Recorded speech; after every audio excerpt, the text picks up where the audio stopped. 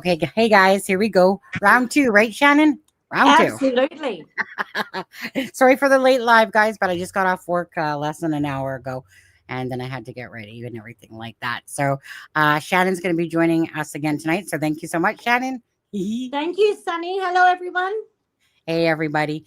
So, of course, before we get started, please hit that like and share for Jack and Lily. That's always the most important thing here is keeping the awareness out there and us being their voices as best as we can. So, with that being said, we're just going to get, I guess, right into it tonight. Let's see here. Shannon, so before we kind of get started with me and you again, and Jack and Lily, I'm just going to go over a few different postings from today and the one from yesterday. So I'm just gonna do that quickly. Actually, I should have probably had them ready, but whatever. Life is what it is. Let's see here. Okay, let's go back to was it this one? Okay, so let's start off with this one. Okay, this is the one that Kiki put out. I'm sorry, but it just reminds me of like a ghost at the end there. Kiki woo woo woo woo woo woo woo. Anyway, so you guys remember that? So this came out yesterday. A lot of people have talked about it. I just want to, like I said, go back and say that yes, Malaya is dating a person. The first name is correct. The last name is wrong. So have fun looking for a Brandon Cross. And get the wrong person on that one. This one, right? Okay. So now, with that being said, I want to say this: I do appreciate Kiki, who is Wade's daughter, speaking up because it sounds like she just really wants answers for Jack and Lily as well, and that's what we truly all want. Whatever your thoughts are or theories are and stuff like that, speculation. Bottom line is, again, it's really all about just finding answers for Jack and Lily. We're all pretty pissed off, I think, at this point, and we're tired of, no answers. We're tired of the BS. We're tired of just the game playing that's going on and stuff like that. Wouldn't you agree, Shannon? It's getting more than frustrating and irritating. We all know that the search is coming up on the 15th there with Please Bring Me Home. At the bottom there, it says, Please Bring Me Home. And if you wish to donate, then it's the links right there as well. Again, so hopefully, knock on wood, that there's no snow that heads over to Pictou County before then. But anyways, regardless of it all, is that they're going to be checking some waterways around there. I truly hope that they check like around the McLeod Trail where that little bridge is again, because I truly kind of feel, and tell me what you think on this. I really feel like Daniel was using the nighttime to definitely myself. And remember, this is all speculation, allegedly, and all that stuff. Okay, I really feel like he was running around planting shit. To divert from the actual truth, Absolutely, I agree. Okay. And so with that being said, again, right, and zero, I always say this is that something is better than nothing. So if anyone wants to say whine and complain about Please Bring Me Home and stuff like that, honestly, keep it to yourselves. Don't want to hear it. I think that anything is better than nothing. And when people are using their own time and really care about helping out in cases like that, then every part of it should be being very grateful for that help. So like I said, so hopefully prayers that maybe something comes of it, maybe a piece of evidence that was planted that hasn't been found and stuff like that, or just knowing full well that at least it's another set of eyes on the area. And so, yeah, perhaps another thing to kind of rule out if they've done, some good searching in that area. The next question was, how did you watch Daniel strap Jack in a car seat and have him left upside down in a dark closet for hours and still stay with him? You watch your kids get severely abused and you're trying to throw all this on Daniel when you're just as responsible to remove them from that environment, and you had help from lots to leave. Again, and you're only talking about it now. Like, why only now? You can manipulate the media, but your family knows that that's the real you. You're evil and manipulative. Okay. So I think, if I'm not mistaken, sorry, Daphne, but I'm pretty sure I heard Daphne kind of think, well, did it happen like, as if it was that night or day or Wednesday or something like that? I don't think it has anything to do with that time period, to be honest with you. The truth of the matter is that at some point it's going to come to fruition that this will be true. So I'm just telling you that, and that's all I'm going to say about that. Is that again, a lot of people do not feel like it's made up. I know it's not made up. So it might have the wording might be a little bit off, perhaps there, but at the end of the day, just know that Daniel can deny all the BS he wants, right? It just and don't talk about shit about Kent either. Amen. Hey guys. And so anyway, so I just wanted to bring that back up because this isn't a joke. This isn't a game. Um, but again, this is Wade's daughter. So, you know, Malaya Malaya would have had to have said this to Cindy and Wade, and then it got passed down to Kiki. However, it got passed down to Kiki, right? Is still is I think that Kiki just fed up herself and just trying to bring awareness and just sick of it all. And well, you don't have to buy it, Johnny, because again, unless you know the story, perhaps behind that, then again, if you honestly want to think that way, that's fair game, Johnny. Okay. But I'm telling you that that's going to come to fruition at some point, guaranteed. So, anyways, now with that being said, we're going to move on from that. Unless, did you have anything more to say about that, Shannon? Only, in my opinion, that it is correct. When I say upside down, I don't see completely upside down. I see maybe on the side more with the head down. But I think people are literally taking it upside down. Right. You know. And I don't think that's what she was trying to get at. I think she meant, pushed over to the side or whatever. Yeah. Well, I'm thinking myself like this. Like, so let's say a child's, being, crying, screaming, whatever. And then it rolls kind of over type of thing, right? From the movement and stuff like that. That's more what I picture than not just literally hanging upside down, like, as if it was like, here you go, Yes, type of thing. Yeah. Okay, so this one right here, so this was Daniel did a couple posts today, and you know what, again, Daniel, oh Daniel, you bore me to fucking death, oh Daniel. By the way, it just gets really old. Maybe I think, see, the stupid thing that I need to crap on StreamYard here. So let me just quickly go to that screenshot so I can see it better. Does this one start off with father? Let me just see. Come on now. No, that's the second one. 1 second. There's two of them here. It just ticks me off that StreamYard's being a pain in the butt with showing them closer. Okay, so DP, whatever, says absolutely heartbreaking, blah, blah, blah. Don't Kiki would have reason to lie. Absolutely. Anyways, Daniel Martell says, yeah, the father that, just think about how Daniel's saying this sarcastically, obviously. Yeah, the father that has never paid child support for her has no driver's license because of it. I mean, God, it's pot calling the kettle black if you're talking about Cody there, eh? Also refuses to work because he doesn't want to have his wages garnished because of not paying it. These are individuals you hold in high regards. This is truly the pot calling the kettle fucking black on this one. But anyways, I'm not perfect. No, you're not whatsoever, actually. But fuck, I continue to raise awareness. I did abuse.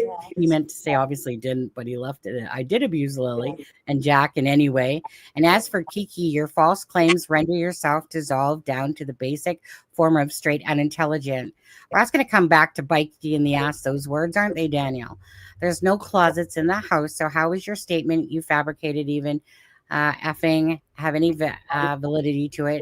Again, another attempt to paint me as the evil because I have nothing to do with the disappearance. So let's attack Daniel in the public eye. If we paint him as the evil person, then everyone will gravitate automatically. Thoughts on that? Like, full of shit. Daniel just the victim there. No, Daniel, you made yourself look really, really good at being a liar, deception, fake, Fake it till you make it, eh, Daniel? That's all I can say about that. So those words will come bite you in the ass, Daniel, at some point. Yeah. Nothing to say on that one there, Shannon, or no? I just love the way that he left out "I didn't" and it says "I did," because I agree. Yes, you did abuse the Yeah, children. I know, right? Yes. And also, again, just me, and the swearing at the end of it. He's getting quite angry with the truth coming out, in my opinion. He doesn't like Yeah. all this coming out. So, yes. Mm-hmm.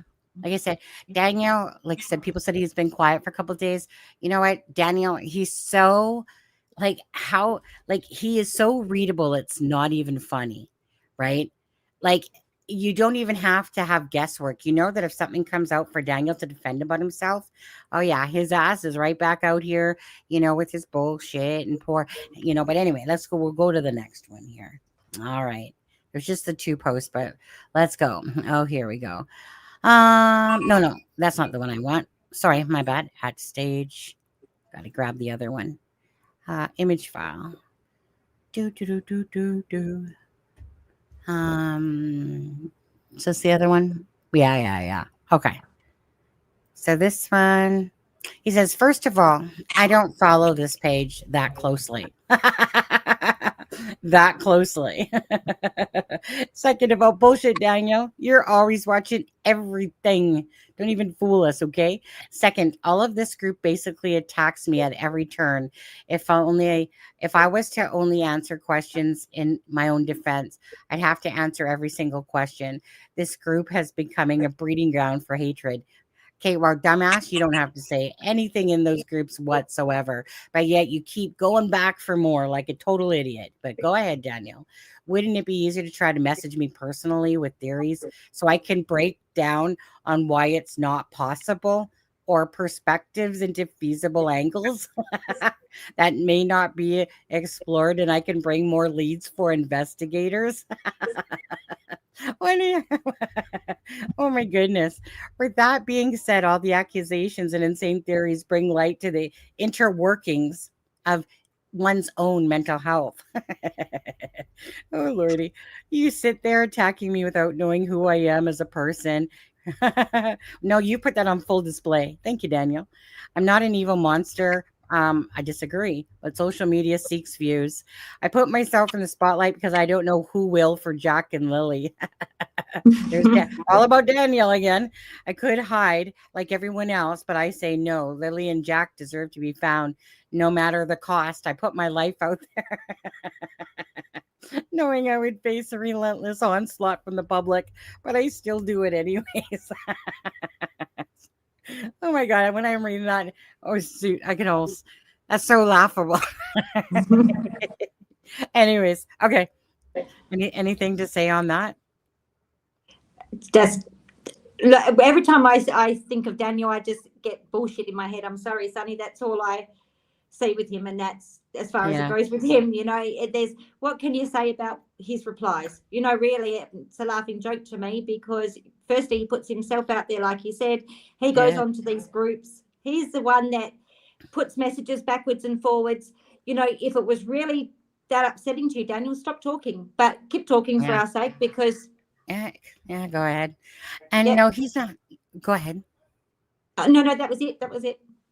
I was just going to say, Addie V, no, he's not using ChatGPT. That's too bad, poorly written for anything that Chat GPT would ever put out. No, that's him trying to sound intelligent. You can just feel it. He's just trying to kind of use words, but yeah, no, that's Daniel typing that, you can tell. Okay, so now let me just take those off for a second. Remove from studio, and remove from studio. Okay, and then the next thing I'm going to bring up is from Ninchi, from her channel over there. This kind of made me I hate to use the word laugh, but I'm going to say that. But it's because I have 2 different things. There's something about Daniel and the bullshit of this case, but the kids, right? This is not a funny joke. These are 2 children missing. And this is the circus that the family members and people are getting from there. Okay, so this is I took this off of like I said, Ninchi's channel there. So now I didn't go back and find this one, but so Ninchi had said that she had sent, how people are messaging the RCMP, on there. So this one, her name is Allison, the one that Ninchi is obviously talking to. Now, prior to this one here, she had said that she had sent them an email about the blanket, and that she said that they said that there was only one pink blanket, like two parts, but one pink blanket. Not that there was two pink blankets. So in this particular one, she puts, "Hi, Allison. If you have time to follow up on this, I was wondering if there was a possible way to verify the claims that are currently being made by Daniel Martell that he is told investigators believe a piece of pink blanket was planted and that it did not appear on the bus footage from the morning run. This is a variation from his previous bold-faced lie that the blanket was planted in the afternoon and didn't show on afternoon bus surveillance. The information provided in the docket release shows that the blanket was discovered before the bus went through. Cheers." Okay. And so the reply back is what I'm going to pull up next. Okay. More Daniel full of shit stuff. Anyways, so they reply, investigators did review morning footage from a passing bus. A passing bus. Not multiple. Like when Daniel kept saying like multiple buses, I'm like, dude, you live in Pictou County in the middle of nowhere. There's 82 children or whatever it is that go to that school. What do you mean multiple buses? Like seriously. There are only going to be one bus that comes on by to drop the children off after school, not like multiple buses. That's crazy. Like, it's just that, did you catch that when he said that? Like multiple buses? But anyways, investigators, like I said, did a review that morning footage from the school passing by, but the video, Daniel, the video quality was too poor to confirm whether the blanket was there or not. Hear that, Daniel? It was too poor. Investigators continue to review all information surrounding the blanket to determine any relevance to the disappearance. But like Daniel's just, I see, like I was told there was footage. Daniel just, like I said, he likes to think that he's part of the game, that he's part of the solution, that he's part of the answers for Jack and Lily. And like I said, that's the biggest crock of crap, that's so laughable about this anymore, Daniel. I don't even have the patience for that crap with you anymore. Dude, you are a full-fledged liar, narcissist, manipulator, abuser, loser, everything else. Any other word I can think of for you making a mockery out of this case applies to you. That's what I'm going to say there. It's just aggravating now. I even hate showing you stuff. Well, I mean, it's like comical just to see how stupid he gets with it all. But Jack and Lily, they just deserve so much more. All right, let's see here. Okay, Shannon. Well, we'll come back to you now. Let's see. Okay, so any thoughts after yesterday's live?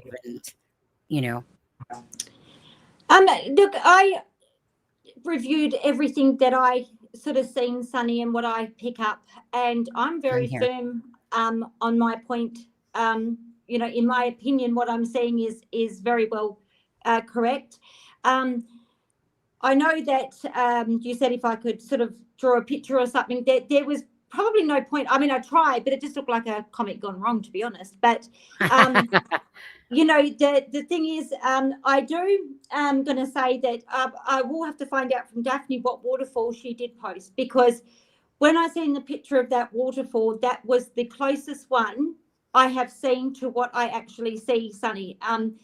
And that was pretty much the way that the waterfall was situated. What the area looked like was just about spot on for me in my vision.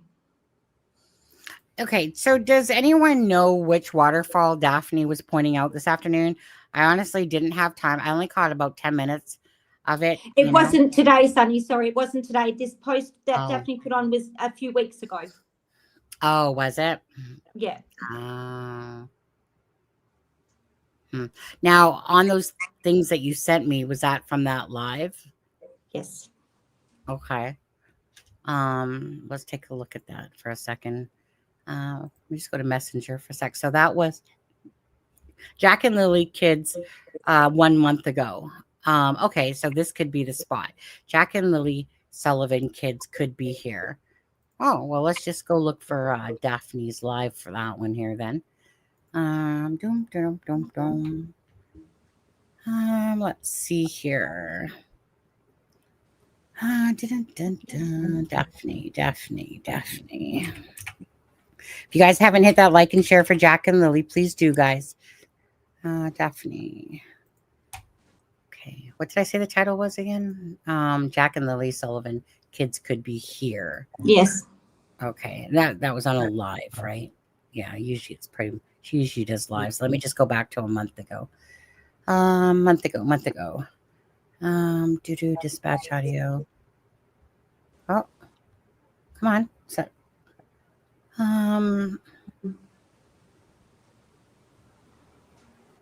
Jack. Oh, kids. No, I think that's it. 1 month ago, is this it? Hold on. No, kids missing Thursday. Huh. I'm on her Wait, I'm on her lives. I think I found it under post, Sunny.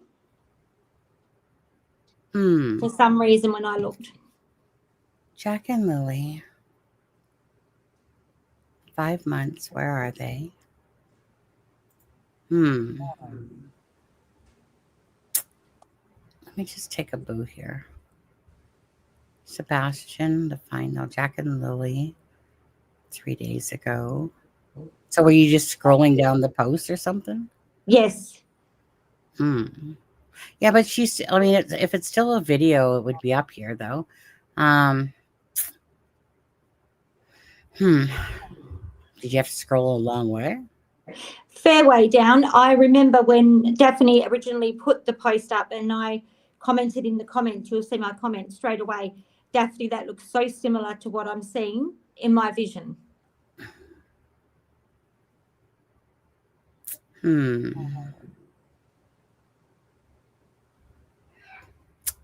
me just take a both. This could be the spot. 1 month ago, 3.7. Oh, right. Okay. Well, yeah, you found it underneath posts. Okay. But still, when you took that second screenshot, was that the area? That was what I think that's the area where the waterfall was. I actually didn't see that whole post, to be honest. I just seen the picture of a waterfall that she had up. And that's the first thing that resonated with me. And that's why I post that comment. Oh, my goodness, Daphne, that looks exactly like what I'm seeing in my vision. That's what I have a clear picture of. And I actually didn't go on to watch the rest of it. So I'm not really sure. But I think in that little map, it could be in there somewhere, that waterfall maybe. Okay, because that's really just at the Larg place. So let me look. Okay, well, let's go to Google Earth for a second here.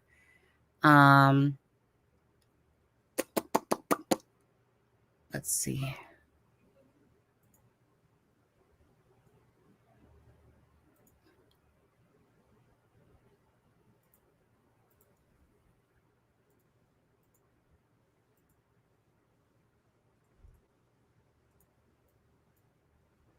Okay, so that would have been where she has it circled. It's all kind of like this area here.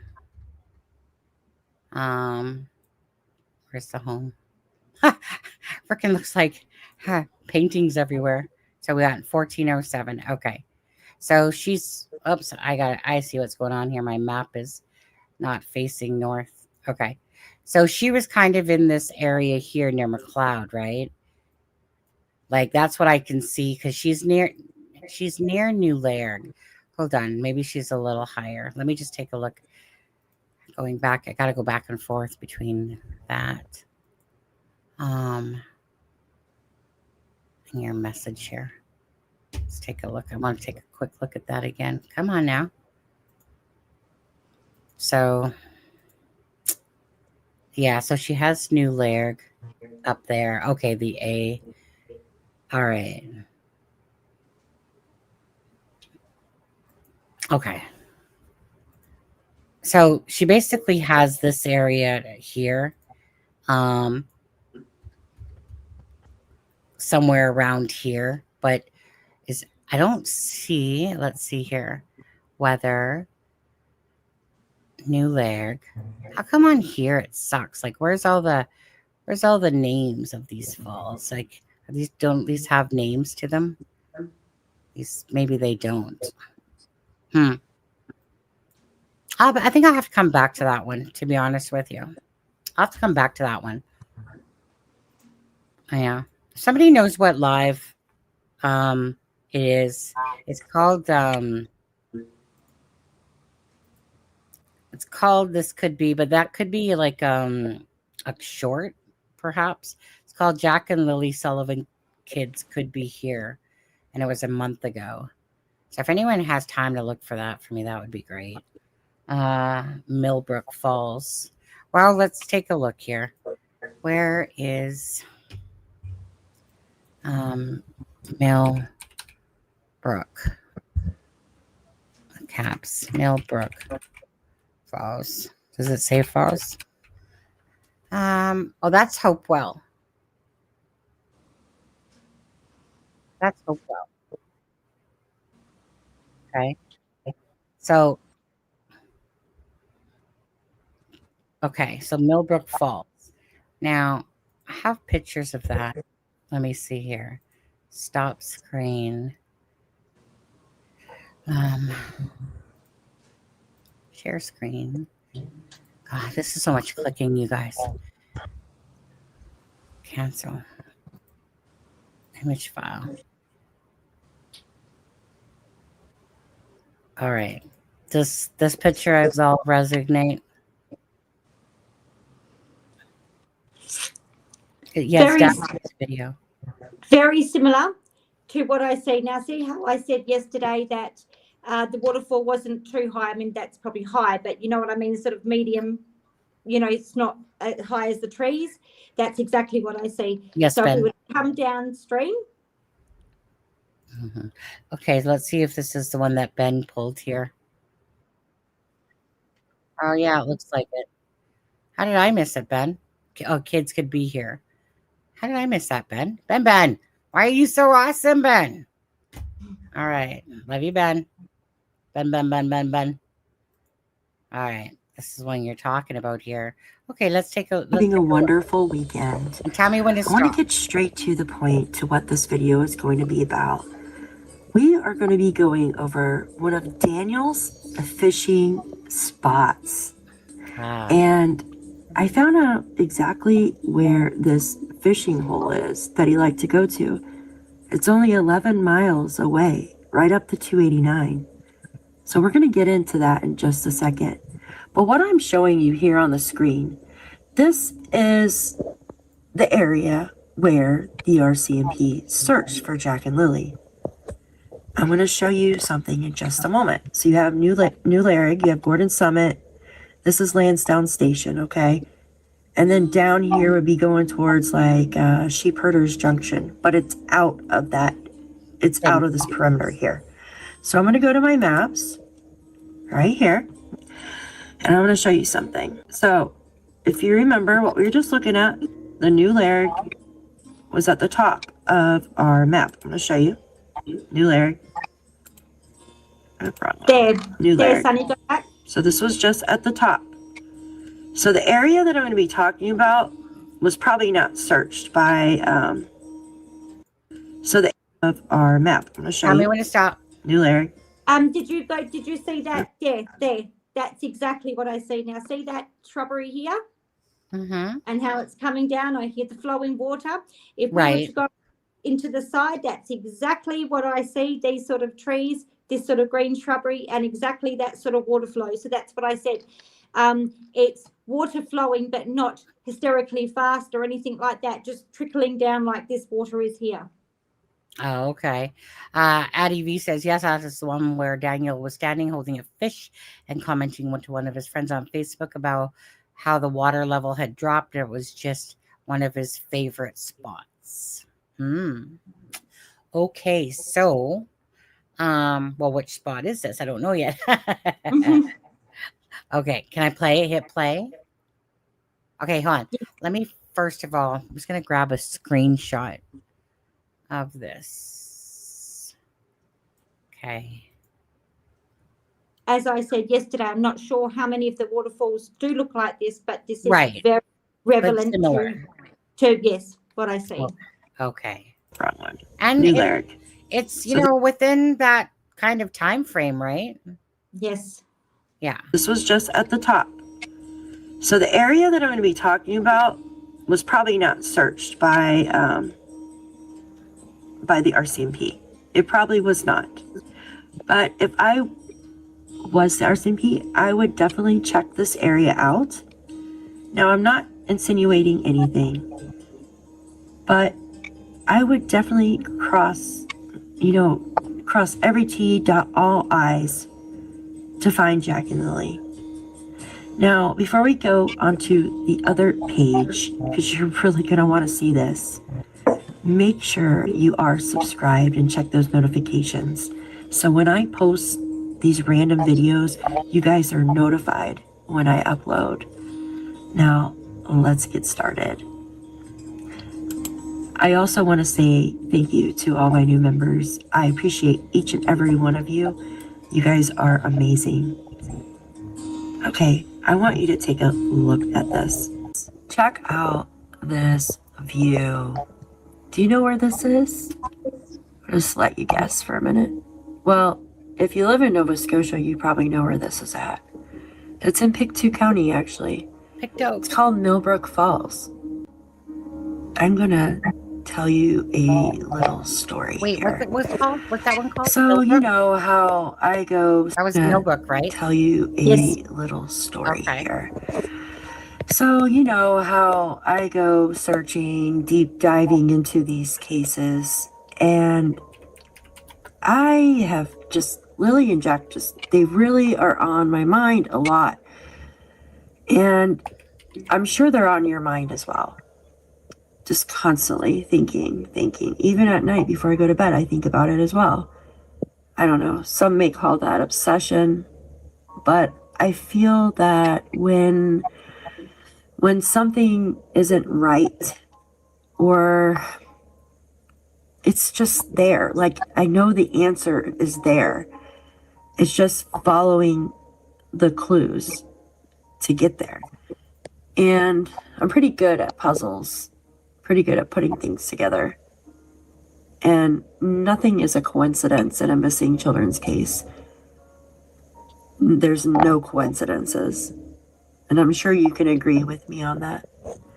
So today I was doing a little bit of research, and I'm not gonna, maybe I will. So this is a place where Daniel likes to fish. He catches some small trout here in this area, and it's not too far from their house. So if you're leaving from the Gairloch Road home, it only takes about 11 minutes to get there, which is the fastest route, which is what I'm showing you here. Go up the 289, going away from the Lansdowne Road where Earl, Janie, and her brother have property, where the boot print, where the blanket was located.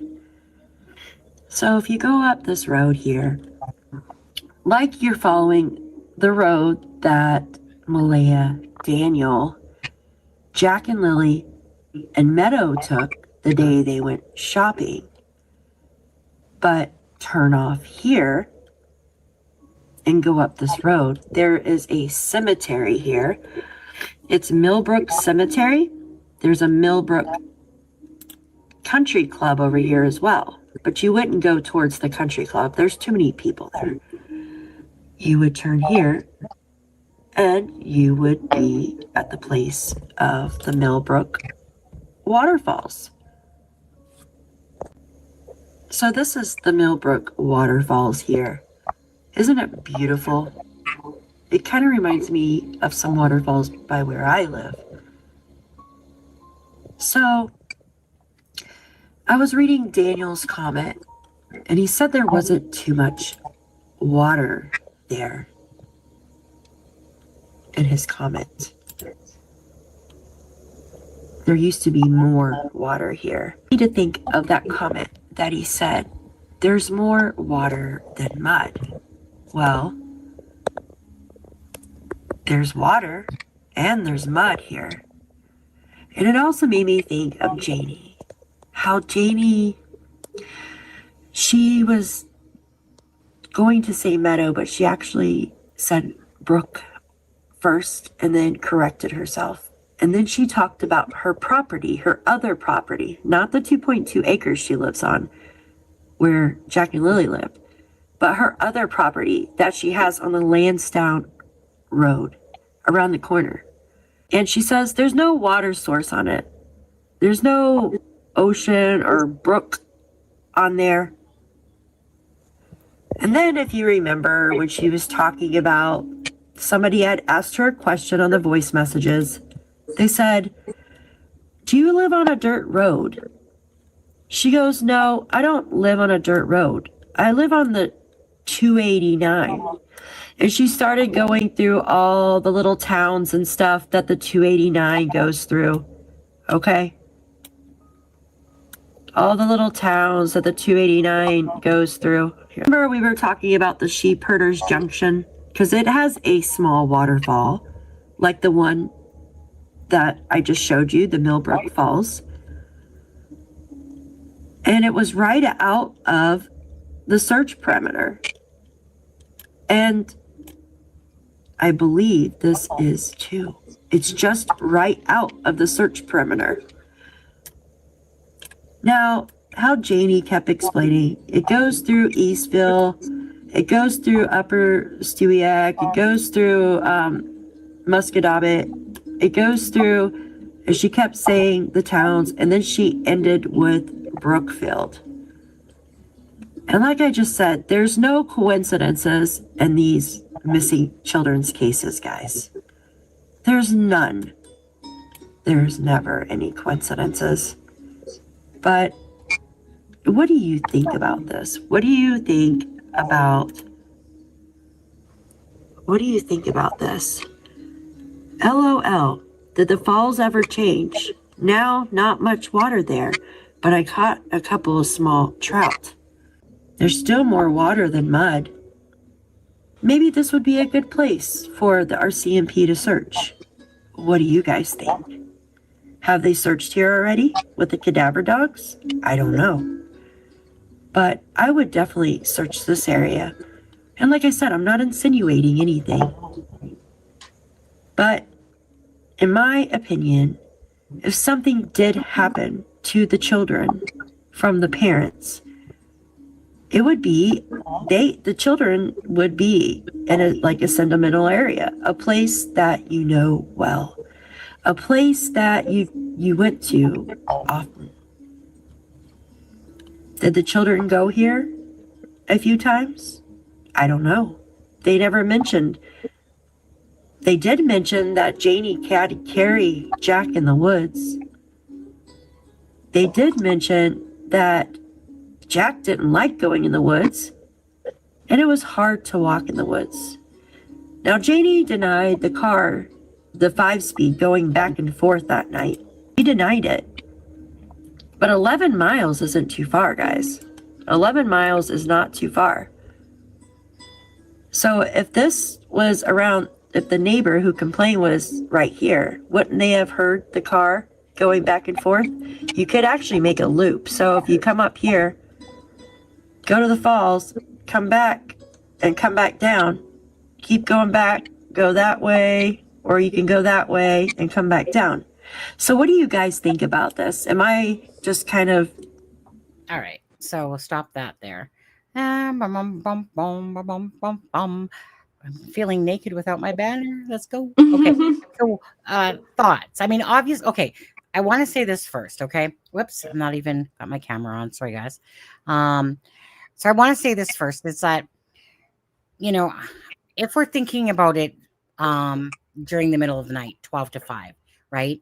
You're thinking kind of if it's an accident, panic setting in, and you ain't there to take a long ass trip anywhere, type of thing. You're probably going to stay somewhere far enough, but still like, not too far. That's why, and I'm sorry about this, Zach. To me, Cape Breton and that just Cape George is just way too far. Like meaning, for a single trip, because there's nothing there that's ever told us about a single trip, or something like that. But I just think that it depends on, I guess, how you look at the case, really. But to me, going to like Cape George is just way too far for if it's something, because this comes across like it's a cover up. Do you agree? I know we talked about this yesterday, but we're trying to stay within the realm of the information that we have, right? In my opinion, Sunny, when I see the car travelling, I don't see it travelling for long distance. I don't see a long distance haul of that car. I see, in my visions, what I see is, I don't see the actual stopping and starting, so I'm not going to say I do, but what I see is the car, then out the car, then in the car, then out the car. So to me, that indicates smaller span of time. And the other thing I bought into that decision that I believe it's closer was the fact that I believe it was not planned. It was panic. It was let's hurry up. And I still believe, in my opinion, Daniel wanted to be somewhat closer to the house where he disregarded the children because he wanted to keep an eye on what was going on back at the house still. Yeah, you were saying in my that. opinion. Yes, yeah. And that was yesterday when she was saying that. Right. It's like, to me that, okay, let's just say that this was the spot, right? I still kind of feel the same way a bit, is that it would be a place known. It would be a place known to them, I feel. To Daniel, to Malaya, whatever, but more so to Daniel, since Daniel always makes everything about himself.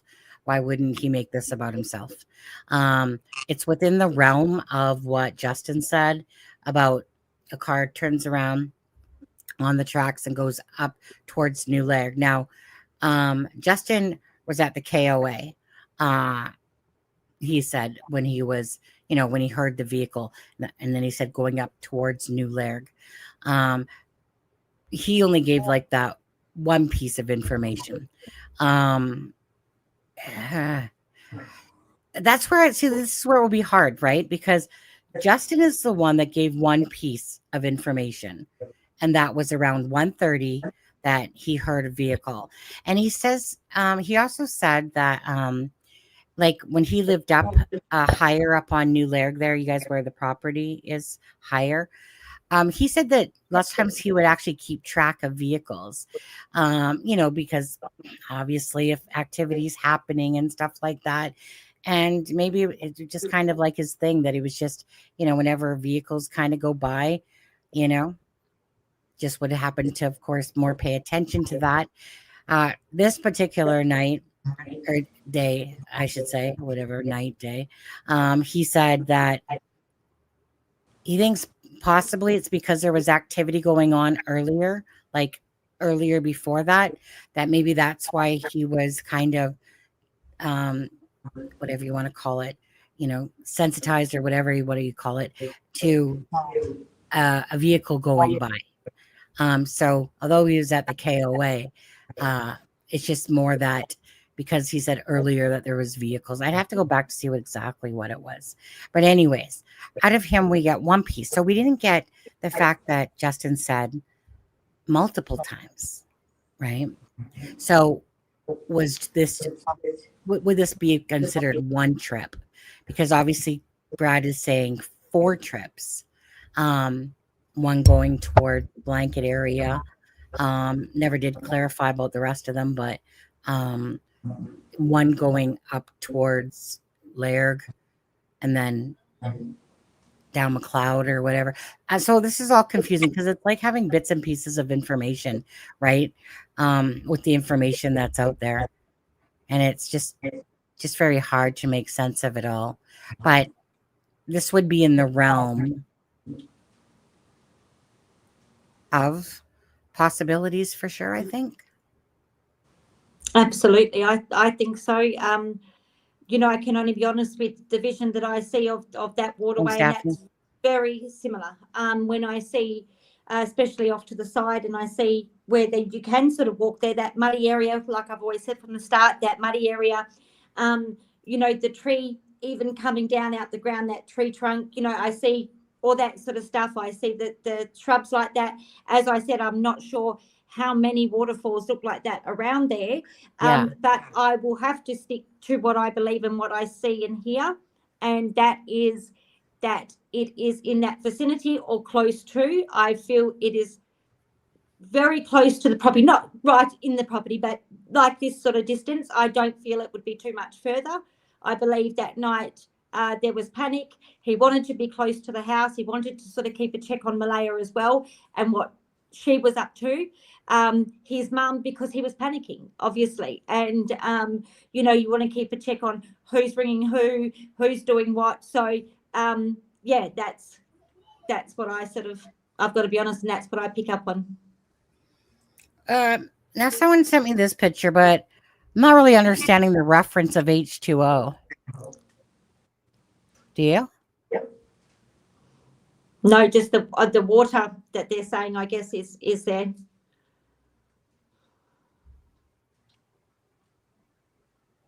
There's another, like, little water there, which then obviously goes off into, you know, that more muddy area that I can see.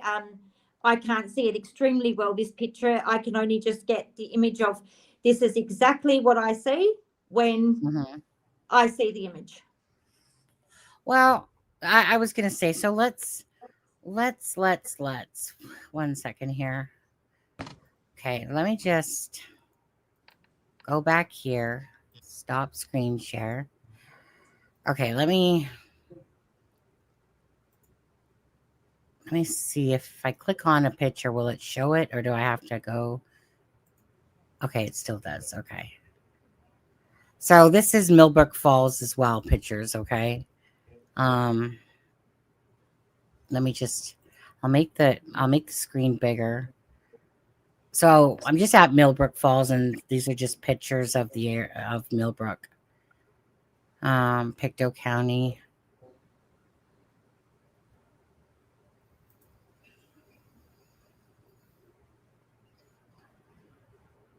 Because I know what you're saying, but there could be a lot of places that look like that. Absolutely. Yeah. Look, that's what I said. You know, my thing is, for me, you know, there's so many in a close vicinity that for some reason I am getting I'm not going to lie, I'm getting a strong pull towards here, and that could be for one of two reasons: either because we're close, or because Daniel went there a lot. Do you know what I mean? So it's one of those two reasons, but I am getting very strong pull to this area. I've got to be honest, Sunny. I really am. Yeah. Let's see what Brenda says. Hi, Sunny. Please let me say that the waterfall was on the first though I had, because Daniel said on day one with a TV interview, Malaya, please come home with Meadow. Let's so no, okay, that's okay. I don't know if you got misinformation going on there. Please let me say that the waterfall first, so down day one of that's not actually accurate, Brenda, at all. That's I don't even know where you got that from, to be honest with you. The waterfall thing, that was to Charmaine in messages. That had nothing ever been talked about on an interview at all, let alone please come home with Meadow. I don't know where you got that from. You ever hear anything like that? Well, I definitely know that the waterfall thing was only from Charmaine's and Daniel's conversation, because that was all stuff that was sent to me. I knew Charmaine was talking. So I'm not really sure where you got that information from, because none of that seems very accurate at all. Sorry, Brenda, but just gotta put out the correct stuff, eh? So if you didn't know, yeah, and his interview, when was Daniel's interview? I think the first one for him came out on the 4th or 5th. It was, but I think it was done on the 4th, came out on the 5th, something like that. But yeah, so that's not accurate information. I'll say that. So just so you know, I saw him on camera at some point saying, yeah, no, yeah, none of these. Well, first of all, I definitely know Charmaine's information was only in messenger messages. So I just think that after 6 months of time, maybe things can get convoluted together and stuff like that. But at no point do I recall even him saying, please, come home and bring Meadow or something like that. Hopewell Falls. Now, yeah, okay. So so far, this is kind of like your strongest kind of pull is, and that makes sense. Like it honestly falls within the realm of, time frame versus what we know. Okay, let me ask you something first, Shannon.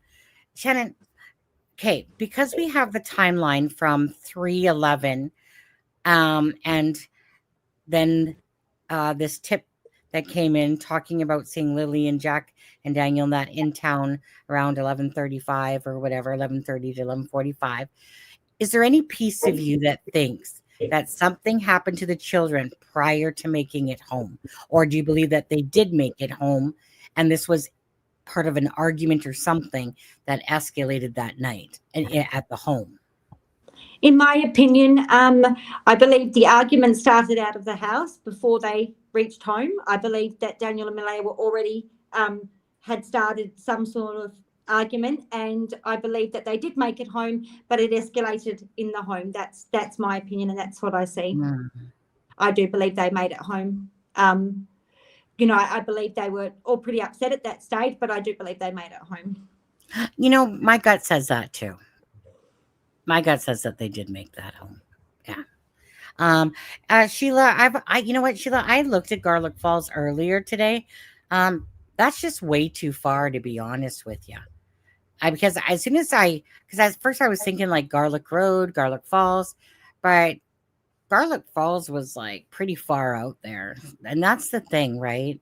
Is that based on the information that we have, this is multiple trips between 12 to 5. And that's why it's kind of like you kind of got to stick with somewhat of the information there, because there's just so much water. But Gairloch Falls was like way the heck off there. I remember looking at that. Now, 1 second here. Let me just image file. I'll come around back to some more in a minute here. Okay. Let's look at this. Tell me if this gives you any vibes or not. This is part of Hopewell Falls. See, when I see these pictures, like I said, and it's very hard for me, Sunny, because they all have that muddy sort of look that I see. I know. So it's very hard. I'm going to be honest. I resonate with the first one more. I mean, I can only see this section of this picture, and I see the trees there. What I'm resonating with the most, it's not just the water flowing. What I'm resonating most, and I know it seems so bizarre, and I'm sorry, is those green bushes. Not the trees, but more those green bushes that we're seeing in the other picture. For some reason, they're very prevalent, because I see the person with the watch on the hand had to get through similar bushes with a sort of it's not a track as in a clear track. There's bushes on it, but people have walked over the bushes and stuff. And I see the person going through those. That's why they're so prevalent to me. Yeah. Well, okay. So this is the area. I think it's behind where Jordan Geddes lives there, Foxbrook. And that's just from like, like there's the lake there and stuff like that. You're more picturing a waterfall than a lake, correct? Yes, I picture more. I see more waterfall because I see water streaming, and look, the waterfall actual symbol itself doesn't mean a lot to me in my reading. That could be that the kids love waterfalls. It could be because Daniel went there. What I'm getting more from a waterfall is the running stream. It's not a fast running stream, but it's a running stream. So that's why I take it as stream/waterfall.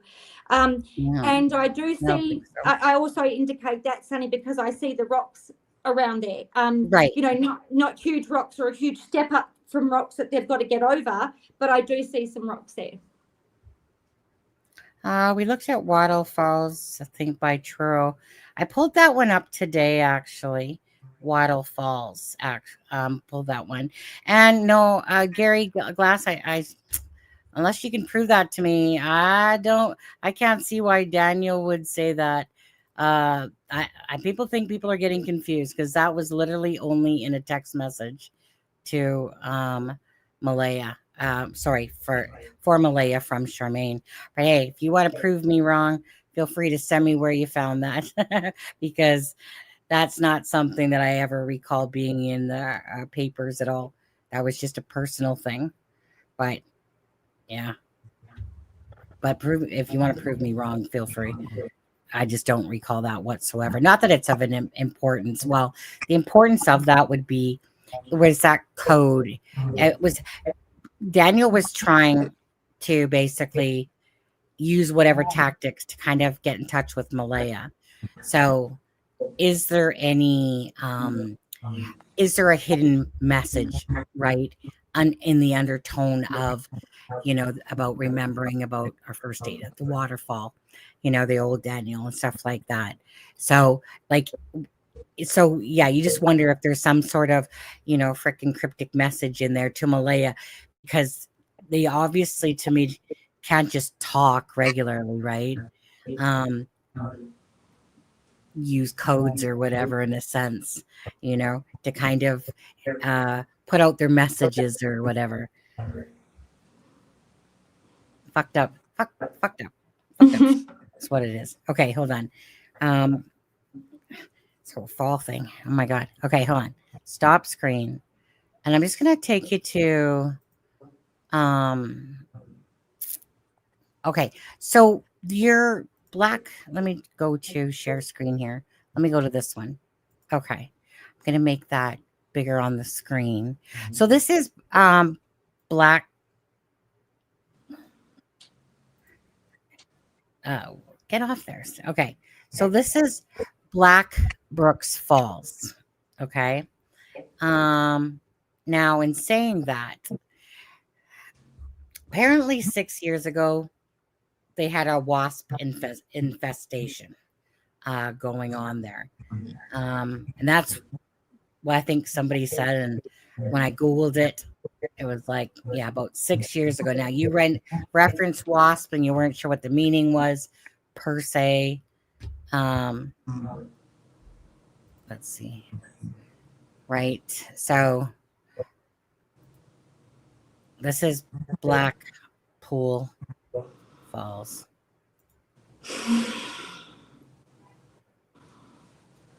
That one's decently far away. Do you know, I said yesterday, and I'll say it again, I get an awful strong pull to Blackbrook for some reason, and especially with the wasps. But in my heart's telling me that's too far away, but there's some connection to Blackbrook with these people or with Jack and Lily. But it's too far away, in my opinion, for their remains to be. And I just hope I'm interpreting that right, because I do get a very strong pull, like I told you, from Blackbrook and to Daphne's one. So, and I'm trying to work out what the connection is there, other than the wasps. I kept seeing, prevalent the wasps. Whether that means someone had been there that's to do with this case and had been stung by a wasp, but then the spiritual meaning of a wasp is life and death. So, right. Yes, I would have to go between and this is going to go against everything I feel as in time-wise, because this is further off, but What the I heck is still that? feel... Oh, her wasp. This lady's showing her wasp bite. Oh, Sorry, okay. I was like, what the heck is that? So I'm going to I'm going to put it out there and say I've got to go towards Blackbrook and the other one, and I get a strong pull towards those two places for one reason or another. Yeah. I think the Blackbrook for me is too a bit, you know how the rocks seem to be a little bit too high and stuff like that. So I'm thinking where I see the water. Sorry, I'm just sort of getting this little bit of vision. When I see the water flowing, the step up to where it is to take the kids to get rid of their remains is not that much of a step up like these areas are. So it's more accessible, but still covered. So I would have to go closer to the looking of the first one. But this does have a very strong pull to me for some reason. And I think we're going to find out later, if I'm not wrong, in my opinion, Blackbrook does mean something to Daniel or Malaya or something to the case, but not where the remains are. Okay. Look, maybe if I'm going to look, I'm going to put it right out there. Maybe that was his first thought, to go as far as that, but he didn't want to go that far, so he's come closer. So it could be that, because I get a very strong pull towards there. That came into someone's mind, but I think it was a little bit far because he wanted to keep an eye on what was going on at the property whilst he was doing what he was doing. Okay, so let me try to bring up something else here. Deborah sent me here. Let me see. Share screen. See if this pops up. So this is Millbrook Fall again. I get a very strong pull towards there, and I can't explain why, other than it would be the place or a similar place very looking to that, because it's got the right height for me of what I'm seeing, as in ratio from water height to the height of where they've had to step up, and a pathway. I can see the quite muddy areas, which I see absolutely clearly. And see this tree here, that's the sort of tree the sort of tree I see, as in remember I said to you they weren't the same trees that were at the property. That's the sort of tree I see, because the huge roots come out of the ground like that. I'm not saying that's the tree, but I'm saying that's the sort of tree that I'm seeing. Right. And yeah, I can see the heart there on the tree. Yes. Now, that simply could be that person that took the picture drew a heart and took a picture of it. Yes, of course. Yes. Right. Why don't you look in my pictures for a second there? Because here's, I'll send, 1 second. I'm just going to send a couple pictures. No, 1 sec. Send 2 pictures to myself. Boom, boom. Boom, boom, boom. Send. 1 moment. 1 moment, please. Let's see here. Okay. Just wanted to send those to my messenger. Was that chocolate? Okay. Let me just go to my messenger for a second. And thank you, everyone. Daphne watched your video. Thank you so much. Ninchi True Crime there. Put a couple of postings up that she had from her channel. And thank you guys for I'm not the biggest person that multitasks the greatest, that's for darn sure. But appreciate all the emails that people do send and stuff and pictures, and try to help out, right? With information and stuff. So 1 second here, just gonna go to my own photos. Okay, so this was Wattle Falls. So we'll take a look at that. We'll take a look at Wattle Falls, and then we'll take a look at Gairloch Mountain Falls. Okay. So stop screen, share screen, image file. Okay, so let's take a look at this one first. Okay, so this is Wattle Falls. Come on, Sonny. Okay, Just it's just showing a bunch of pictures, but it's just to ask you if anything resonates at all. In my opinion, these top ones are too rocky and too high for what I'm seeing. Right. Is this all different places, Sunny? No, it's all part of Waterfalls. Waterfalls. Too rocky and too high for me, Sunny. I don't see. I don't see them that being up that high. It's this area that I see is closer to the ground, and obviously I know that as the water runs along, it gets lower as it's going along. But no, I don't feel any pull towards here at all. Okay, this is Gairloch Mountain Falls. Gairloch, sorry.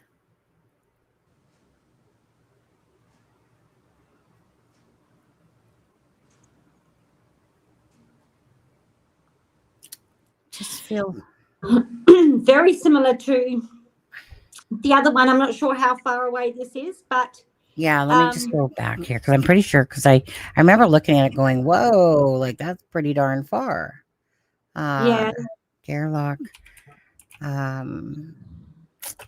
waterfall. Where's that one? Yeah, oh yeah, no. If you talk about Gairloch Mountain Falls, yeah, that's like a whole planet away pretty much. Yeah. Unless there's another. I see very similar aspects in the trees and stuff, but I just feel that's too far away. He was up to his, I think the water, yeah, he's talking about was like somewhere right behind his home. Let's go back to that. I think, yeah, I think for like, honestly, I think the pathway that me and Shannon are mostly on, and maybe some of you guys is like kind of like within that 20-minute mark max of what, like of a place, kind of, you figure. In my opinion, yes. Let's go back to share screen. Okay, because like this Gairloch Mountain Falls, it's like way the heck over, right? And like we're talking about a freaking almost different. I think we're on a different whole thing on that one. Considering where am I now? Actually, got lost. Come on, where's my? Oh, see, look how far away I was. That was in Cape Breton, that Gairloch Mountain Falls. In my opinion, more accessible. So Lower Barney's River is, that's about like, I think it was about 30 something minutes away. I just don't think it got that far. Like if we're basing this on, the fact that the children were definitely seen on camera regardless on Thursday, this to me is still something that happened during the nighttime to Thursday into Friday, and then panic mode kicks in because there's a lot to be done here. You got to make up a bunch of bullshit about your timeline. You got to, rush around and do different shit. So it seems more realistic that this would be somewhere within this vicinity of, and where she was taking us there. I believe it's Millbrook Fall. So that's. Excuse me, Sunny, for just 1 minute. I'm just going to pop out 1 minute. Sorry. Yeah, no problem. Yeah, unfortunately, Google Earth can only take us like here, so that's pointless. The only thing that counts really is some actual images. I put my. What else?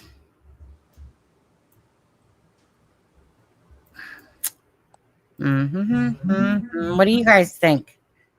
Hi, Rhonda. Like it just seems like, yeah. I mean, this place has so much vast area, +5. It's +12 here right now. It's warm here. It's not cold. I heard it's cold over on the East Coast side over there. Can Maud share Shannon's email, please? I don't know if she'd have to ask Shannon if she wants to give out her email. Wait till she gets back, all right? Whoops, what the heck just popped up there? I'm just kind of going back to look at some of these comments. Blackbook Falls, even if they had supper time on Thursday when they got home, still enough time to drive 56 minutes away and come back. Yeah, I just don't think it happened at that time.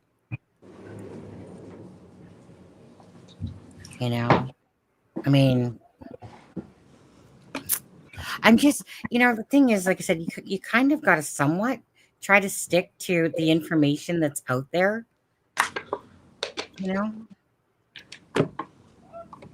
like, without taking it too far into orbit in a sense.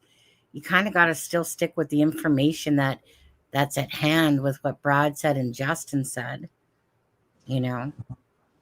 because Brad said like there was basically any of the trips were not out of earshot, that they stopped, but it wasn't out of earshot.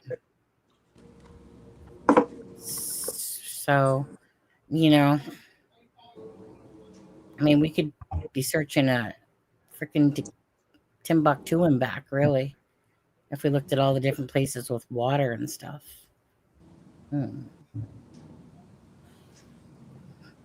Let's see here. What else? One second here. Just want to play around on the map for a sec here. So we got Millbrook. And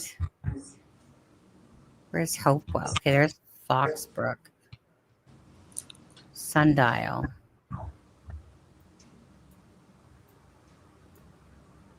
Okay, there's the sawmill, you guys, by the way. That's a sawmill where Daniel works, and I think Jordan Getty still works there. And this is like obviously the dump yard, here.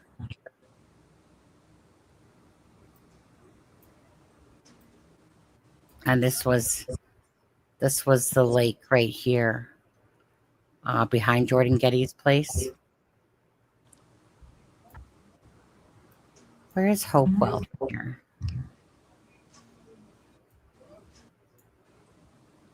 Hopewell. I don't think that she really gets anything off of the Hopewell. I think it's just too, from what it looks like, it's just too little.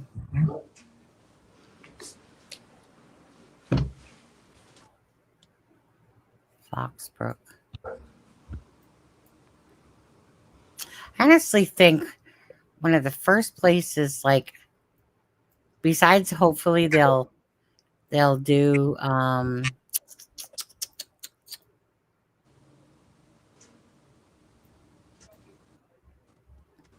McLeod there. I really hope that they do McLeod.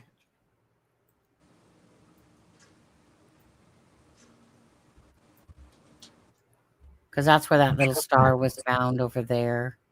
It might not have any value, but that's where that little bridge is over here. I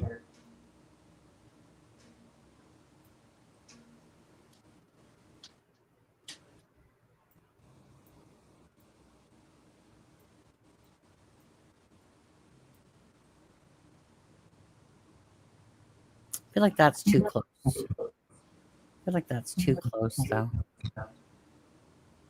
You back, Shannon? Yes, sorry, I'm back. Yes, I am. Oh, I didn't know you were.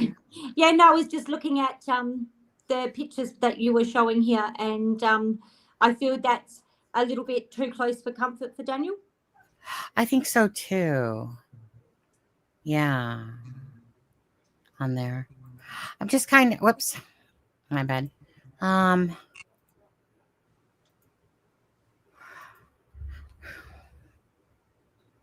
My brain hurts. It's kind of like one of the most reasonable places is that Millbrook Falls. Like, that's reasonable, right? any sort of water within, I'd say 10, 15 minutes of 20 minutes, any sort of waterfall or water area. But thing is, this is what really ticks me off personally, is that Daniel and Malay are the ones that have the answers here, and probably, but as in for knowing, I'm really coming back through your feedback a bit. It's like, you have something else playing? Like, is this live playing off of a TV as well or something, or? No. Okay, because I keep hearing my own feedback a little bit, but yeah, it keeps coming through. You guys can hear it? Definitely. Do me a favor, Shannon, pop out and then come back in through the window. Good. Sure. Thank you. Yeah, bit of an echo. Interesting. The phone's on there. Okay, so the thing that really pisses me off here is that, you have this mother who will not be joining the search, by the way. Go figure. Anyone?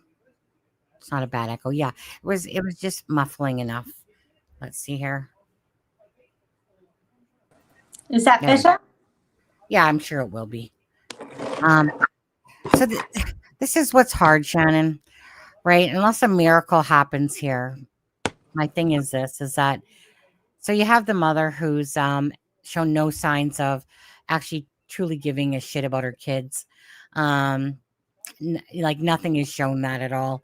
I think I've heard more than enough how much Malaya doesn't act like she's missing her 2 kids. She doesn't talk about the case at Ardley. In fact, she will avoid it. Just keeps her lips sealed pretty much, right? I really think, though, that when the next set of documents comes out, I think there's going to be a lot of walk of shame, and that we're going to probably end up seeing about just everything that's pathetic about these 2 people already. But Malay ain't saying shit. Malay ain't coming to the search. Go figure, right? Even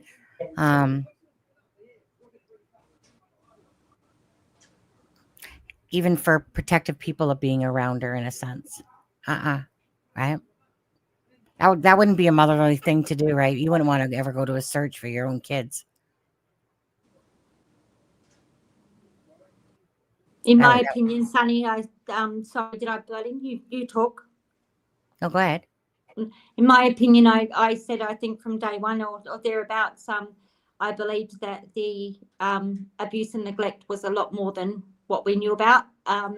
And, people used to say, back then, because it was, their black eyes and everything didn't come out to later, I don't think so. Oh, yes, it was horrific. And that's my opinion. And, yes, Malaya absolutely knew about the abuse and neglect. I don't feel either of them have any interest in finding these children. I don't believe either of them will talk, because I believe that it will implicate them both in different ways.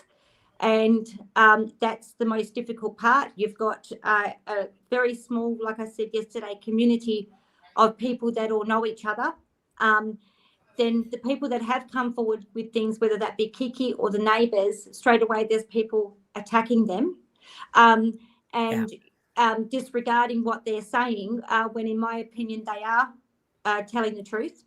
And so then, of course, you've just got other family members, and they're not going to, especially Daniel's family, none of them are going to come forward and say anything. So, right. For me, it's going to be that in order for the RCMP to succeed, it's either got to be, someone is going to come forward, which I don't see happening, or remains to be found. And I do believe that remains should and will be found, and I do believe criminal charges will come. I understand that, you know, everyone's, because I'm very frustrated with this case at the moment, because to me it is just so simple if you pull everything back. But I think the RCMP are just having troubles getting that proof and getting people to talk. Yeah, 100,000% there. And that's kind of like, it's like, like, where do you go from here? Because although these are, I got a chocolate in my hand that I'm going to eat. I don't really care. Little Snickers. Daniel, I mean, he's just pathetic. You know, he's a liar. Malaya, she's full of shit. She's a liar. So, you know, I think that this is absolutely correct, Shannon, right? So where do you go when you got two people that know the answers, or family that's lying for them, that not gonna, you don't break that trust in your family? Especially, I can see them, like, how do I say that without being offensive? You know, when you, they're almost what I would call hicks, right? Like, when I think of that, I think of the term in United States more, when you're calling somebody a hick, and it's like, you know, but it's like, you know, like you're a strong knit family. So that's kind of how I think of them, like a strong knit family that will live and die by the sword together, type of family. Daniel ain't going to be saying shit, because Daniel's going to be too busy, you know, trying to keep saying that he's taking the brunt of everything, you know, because if he takes the brunt for everything, right, Shannon, then that means that the people that actually did something, according to Daniel, are going to get lax, right? And they're going to, you know, start taking it more easy. So Daniel's willing. He's willing, you guys, to take the brunt of everything up until the point that Jack and Lily are found. Oh my God, if I could stick a big bar of soap in that mouth of his from the old days, shove it down there, you know, boost him some truth serum between the two of them. So it's kind of like, oh, actually, I better say this before I forget. Stop screen, share screen. Sorry, guys, because it's just on the same page here. Where are you? Where are you? Please bring me home. Okay. So please bring me home. Okay. I'll put this email into the chat. Get involved. So they need help with the search. Like, they need people for offering assistance to help with the search. If there's anyone that is in the area that can go help and search and whatever, please email Nick Oldreeve at pleasebringmehome.com. Yeah, they need more people. How many people do you think are going to the search, Shannon? Oh, sorry. Look, again, you know, you've got a community, I'm going to say, Sunny, where, okay, when I see the Martells now, and I don't want to sound disrespectful or rude in any way, but I see like one of those horror movies in a country town. You know, when you've got that family that manipulate everyone, who sort of control that whole area because of the way they act and what they do. And so you've got people, Sunny, that probably don't even want to help search, because they don't want to be involved in it because of the repercussions of what happens when they do. So, and the rest is basically family or known to the family. So, you know, how many of them have been bothered to search, really? I mean, you know what I'm trying to get at. So if you've got Cindy, look, in my opinion, Cindy doesn't know, but she knows in her own heart. I think so. And I'm going to go as far as to say I believe Cindy has played this around in her mind. Yeah. Whether she should or shouldn't say something or give her thoughts. But in saying that, in my opinion, she doesn't have any hard facts or evidence. She just knows as a mother and a grandmother that there's more to this story than meets the eye. Now, keep in mind too, in my opinion, they know about the prior abuse. They know all that. So it wasn't probably, it was shocking, but not totally shocking this has happened, because I think a lot of people could see it coming. Mm-hmm. You know, and I will go to as far as to say Daniel's depravity goes a lot further than what people think. You know, even I believe, in my opinion, what we're hearing now is only the tip of the iceberg of what really went on in that home. Correct. You know, and I do believe Janie knew the whole lot, heard the whole lot, and because it was her son, as she is doing now, she just turns a blind eye to it. She doesn't. Yeah, Janie makes me sick, to be honest with you, because all she's doing is justifying her son's bullshit in every which way. And I get that a mother bear, but at some point, like, take your blinders off and don't even bullshit us, Janie, that you didn't know what was going on in that household. So give it a rest on that bullshit that comes out of your mouth when you act like that. You like, I just mind my own business over there. Bullshit. Like, seriously. That's like, just that line alone. You're just like, Janie, take your lying ass, get your ass back in your trailer, you know, and shut the fuck up. Well, no, actually talk more, because you actually got so much shit that you actually guys give yourself away all the time. But it's stuff like that that just pisses me off, right? It's like, Janie, in what world do you think we're all stupid? Daniel, in what world? Malaya, in what world do you think that this many people aren't onto you guys? And it's just, in our opinion, by the way, speculation. But anyways, but Janie, just to make comments like that, right? Like, she comes out and she talks about the blanket. I saw Daniel putting that blanket into the thing and blah, blah, blah, blah, blah. Yeah, okay, Janie, but you don't know what's going on there, do you? But you're out there like a dirty shirt watching Daniel put a blanket into a garbage can, or like a garbage bin or a bag or whatever like that. And then, but you don't know what's going on. Like, at what point who do you think you're deceiving, old hag? Seriously. At what point do you think you're deceiving anybody? I can't even stand her voice anymore either. Me either. Oh my goodness. Sunny's getting angry a bit. Just because, you know, I probably should be more sweeter on lives a bit, because I'm just getting so frustrated of the bullshit. I just want to call them out. I want to call them a bunch of fuck faces like they are. I want to call them a bunch of irresponsible piece of shit parents like they are. Just in my opinion, of course, because it's so disgusting. It's so disgusting at the sake of two children. This is bullshit. This is absolute bullshit. And the thing is, we all know how this is going to end, right? I mean, allegedly. We all know that, you know, some bars and some cuffs and all that stuff. But it's just a fact of, when you start thinking about the wholeness of it, the amount of efforts, the amount of money and dollars, the amount of the bullshit information and the bullshit antics and the bullshit. And I'm angry about that, because clearly, Malaya, you know, you lying motherfucker too. You just, like I said, you couldn't tell the truth of a boomerang in the ass. You and Daniel know exactly what happened to Jack and Lily, right?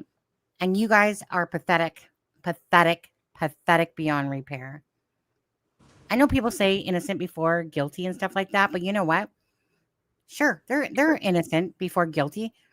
In my world, they're guilty as shit. For being just nasty ass parents. And the more this information keeps coming out, including about Jack, you know, into a car seat and stuff like that. And, you know, just Malaya, her actions are so pathetic, you know, but yet the answers hang by those two idiots, you know, for Jack and Lily. Like, how despicable to literally care more about your own self-preservation than about two children. Gang, you know, okay. I just get so pissed. In my opinion, Sunny, I understand you completely, because, you know, back even a month or two ago, you could still sort of find the energy to right. sort of laugh about a few different things or whatever. But it's getting to the point now where it's so frustrating and it's causing so much upset and anger to so many people, because everybody knows the answers lie with those two, and yet not one of them. One lies. The other one's, in my opinion, out still here. partying. Yeah. You know, and of course, it's getting absolutely frustrating for people when all we care about is these two beautiful children that, you know, should have been able to be here and be children still. And as for respects to Janie, sorry, I'll never understand. You know, I know, okay, yes, people might want to stick up for their child. Not me. I'm sorry. I'm very honest here. If that was my son, he wouldn't be scared of the RCMP. He'd be scared of me, because if it came to my grandchildren and they were just missing, oh, God help you. Do you see what I'm saying? Like, you know, lucky I don't have to put myself in those shoes. But what I'm saying is, you know, Janie, you know what happened. You were there. You know what happened. You know that those kids haven't just disappeared, or they're not, you know, being taken off with. And that's what infuriates me as well. Yeah. Yeah. It's just, you know, to me, liars stand out like a sore thumb. Bullshitters stand out like a sore thumb. So, you know, and I'll kind of say it this way, I guess, it's a not so witch hunt soon. My thing is this: there's people that have, like myself, that have just a very a good knack to read people, and it's just like I said, it's like staring through a transparent glass and just watching these people just keep lying and lying and lying, and it makes me want to puke. I literally, like, I mean, there's worse things that I would like to say, obviously, but at the sake of two children, these freaking selfish asses literally are trying to deceive us with their bullshit. And it's just like, you know, please, RCMP, you know, I don't know that Daniel or Malay is going to crack on this one, but hopefully someone can give them that break in the case and shove this bullshit right back at them. You know, that's the point that we're at. It's about, where's Jack and Lily? Well, it's like looking for a needle in a haystack. You only got the searchers. It's typical, right? The searchers, they last a week and then they call it off, right? They can only put so many resources to something. And then after that, they call it off like they did. And then, like, just like Sebastian Rogers' case in the United States, same thing.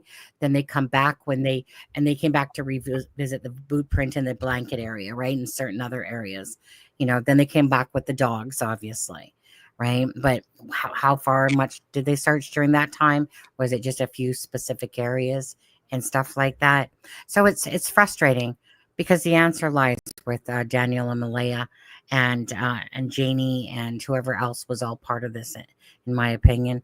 And it's just sickening to watch. I just get so angry, because Malaya's antics, there's no excuses for this bullshit anymore, Malaya. You can't go to a vigil. You can't go to your own kids' searches. You can't sit there and speak out for your kids. You don't even search at all, and too busy, like, you know, fucking some dude instead, going out, getting yourself dolled up, ready, acting like your children didn't even fucking exist. I hope the day never comes that you and definitely Daniel, but Malaya, you guys, you know, get metal ripped away from you, type of thing, because you guys just don't deserve to be parents whatsoever. You know, at the root of all this, these two, I was going to use a bad word, but these two feces, you know, are still trying to claim that, you know, they just freaking disappeared. You know, even at the root of it, no matter how much it is, yeah, it's because you guys, like, even like, see, I can't even barely say it, because I don't like, their whole story is a crock of shit, from the lying in bed shit to the waking up shit, not waking up shit, and all that stuff, you know. But at the root of it, at the root of all their lies, they're still the ones that, regardless, right? Jack and Lily were here to this day because of those two feces. Yeah, you know. And then to watch this play out, it's so disgusting. Anyone that loves children, that would live and die for your child, and then you watch this bull crap, it's hard. Like, I'm hangry, I'm freaking angry, I'm frustrated, I'm I just want the bullshit to stop, and I want answers for Jack and Lily. And where are they? Where are they buried, Daniel and Malaya? Tell us where they're buried, eh? You know? But you guys couldn't do that because you guys too busy thinking about your own selves. Janie's thinking about her kid, you know, and blah, blah, blah, blah, blah. You know, she can shut the front door with all her bullshit. Malaya can kiss off with all her bullshit.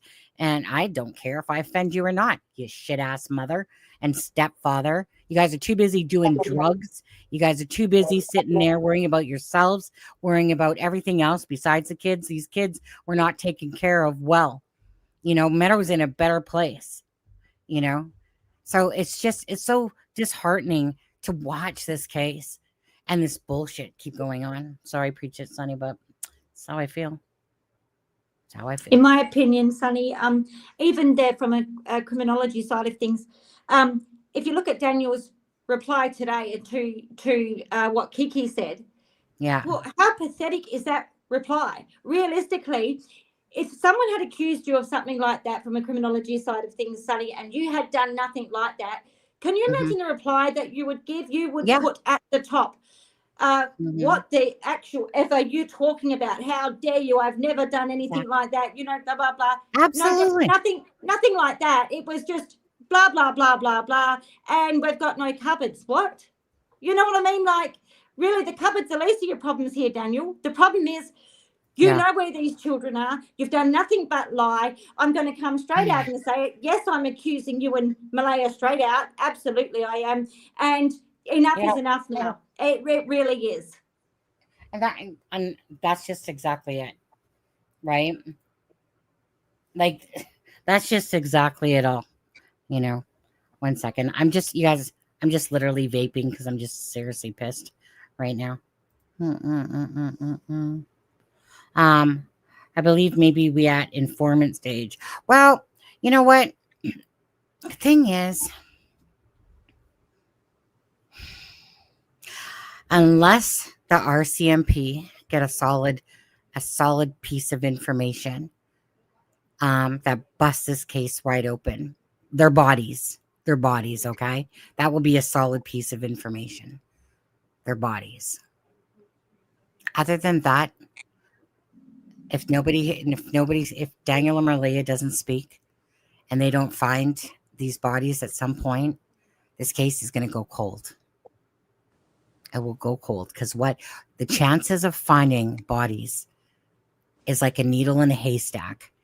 The only thing at some point in time is that a hunter, somebody comes along the oddities, which happens in cases a lot, where a hunter, somebody just, you know, like I said, out in the woods or something like that, or near a waterfalls, notices something, you know, that catches their eye.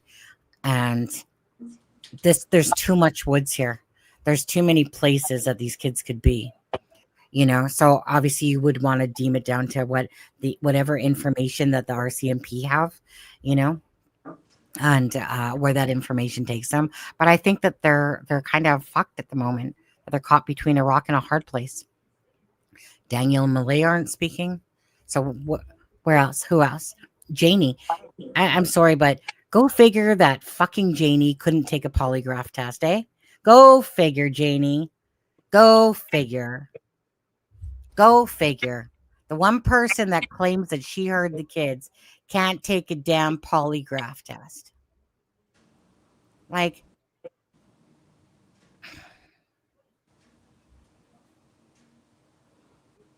in my opinion, Sonny, you know, that's what I said yesterday. Just look at the actual facts here. Just go right back to the start. 2 kids that were abused, neglected. 2 children that no one really looked after or cared about apart from when they went to school. That's probably the only little bit of happiness they got, bless their hearts. And then we've just had lie after lie, story after story. You know, realistically, look, I'm going to say this, though. You just said before that, you know, with someone Jamie? coming across their remains.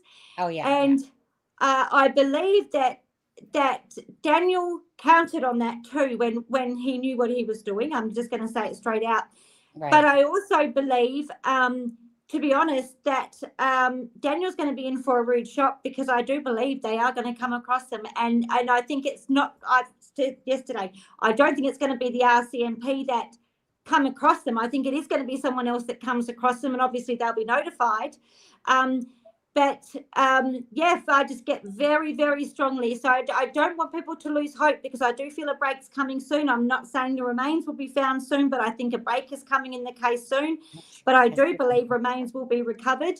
And I do believe criminal charges will come. Like I said, I don't think we're going to be happy with the criminal charges, as in the way it really happened to what they're going to say happened in the end. Now, as for the witnesses, well, Sonny, of course, you can't have Janie come forward. You can't have the rest, because they're all involved, because they know. You know what I mean? So, they've all got a part to play in this, and that's what I said. My timeline for criminal charges was that little bit longer, because you've got, a few people that you really could be charging with this, whether that be for actual helping do it. It could be for knowing about it. It could be, for holding information, for covering for people. So I think, there's quite, a few different people, and of course they're not going to come forward and say anything about themselves, because they're all going to be in trouble that way. So this is where it's becoming very hard. The other thing is, I just had something in my mind I was going to say, and it just slipped my mind. It was something important too. Oh, darn. It'll come back to me. Sorry. When it comes back, I will let you know. Okay. Just looking at people's comments here. I know. Today, just some days more than other. It's just so sick. I'm just sick of it. Sick of the bullshit. And Janie, like I said, you can go, go make a pool, Janie. Yeah, and don't come up. No, I'm not. I know him though, and his brother Kyle. Justice maybe, Jenny said. Massacre, interesting for her to say. Yeah. Carol, I won't allow it either, and neither will Sunny. We have made ups and downs, and we will get. Yeah, I believe that there's gonna, I do believe that there's gonna be justice. I just want to see it like yesterday. It's just heartbreaking. It's just so heartbreaking knowing that. Let me just put that up. Sorry. And you guys, if anyone that wants to go help with the search, again, I'll just put that Nick's email there for please bring me home. They are looking. So let me ask, in Nova Scotia over there, do you guys got snow going on? Do you guys have any snow yet in Nova Scotia that, in Pictou area or whatever? Because that will suck. That will make it. Justice for Jack and Lily, absolutely.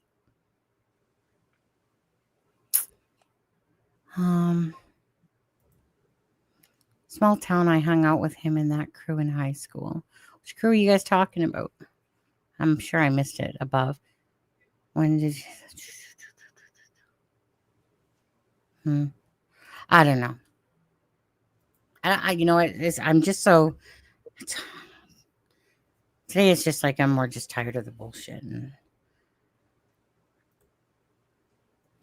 at least please bring me home is gonna, try to assist and just, look at things. Maybe they'll come across a different piece of planted evidence out there or something like that, for Jack. Sorry, Sunny, can I just say something? For me, I know everyone's starting to lose hope, and everyone's getting disheartened. Please don't. And I can't say this enough. I feel, in my own heart, in my opinion, and I feel it so deeply, justice will come. There will be criminal charges. Mm-hmm. There will be a break in the case. And although RCMP are not coming out and saying a lot, they are working on this case very, very hard. And they do know what happened. They know what happened. And they are looking at those involved and the circumstances, but they just need that evidence. And I do believe there will be a break in the case before remains are found. Now, if I was Malaya too, I'm going to put this out here. Go ahead. In my opinion, Malaya and not speaking to the public, but trying to keep to herself. Believe me, Malaya is going to say something to the man she's with, or something in that circle. Mark my words, something is going to come out. There's going to be some sort of break, which in my opinion may even lead to finding remains or someone coming across those remains. But they're two separate things that I see. I see a break in the case first, then I see the remains and criminal charges. But someone's going to slip somewhere. And I'm not saying it's Malaya to the public or to her family even, but it's someone that Malaya's going to trust behind these scenes with what she's doing. Get her drunk. In my opinion, she's too. In my opinion, she's really put a lot of trust in this man that she's with, and in my opinion, she shouldn't have. But please do go ahead. Hey. Sorry, were you speaking to me, Sonny? I never said anything, actually. Oh, okay. What did you say? You were saying about Malaya talking to the guy, boyfriend. And I see someone in Malaya's circle that this is where I believe the break's going to come from. I believe that someone that Malaya has we've got some big trust in now, and she shouldn't have, but good for us that she does. I believe that's where the break is going to come from, because I believe the break is very different to finding remains and criminal charges. They're two separate things for me. I don't believe the break is coming from the remains being found. I do believe they will be found, but I'm saying there'll be some sort of break first that gets everything started again. Mm-hmm. And I honestly agree with you on that. Like, meaning, if there's going to be a break, it's going to come from the Malaya Brooks side somewhere. It's going to be something that is told, something that gives info, something probably that they can go to her and say, "Oh, you're fucked," or something like that. But I do feel like too, like that something will end up coming out, like you said, some break in the case before the bodies are found.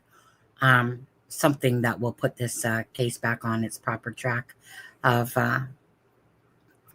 I don't know exactly what you're saying. I just feel the same, Shannon, myself. In my opinion, Sonny, I know people are fearing that the case is going to go cold. I think the case now is as cold as it's going to get, as in this. I see, when I see this, I see a picture. So I see the volcano, and I see just the lower level of the volcano, but something's going to erupt soon. I see it brewing to erupt, and that's going to be the break that will start everything off properly again. Don't get me wrong, it's not cold as in RCMP are not working on this or not doing anything. Not at all. They are.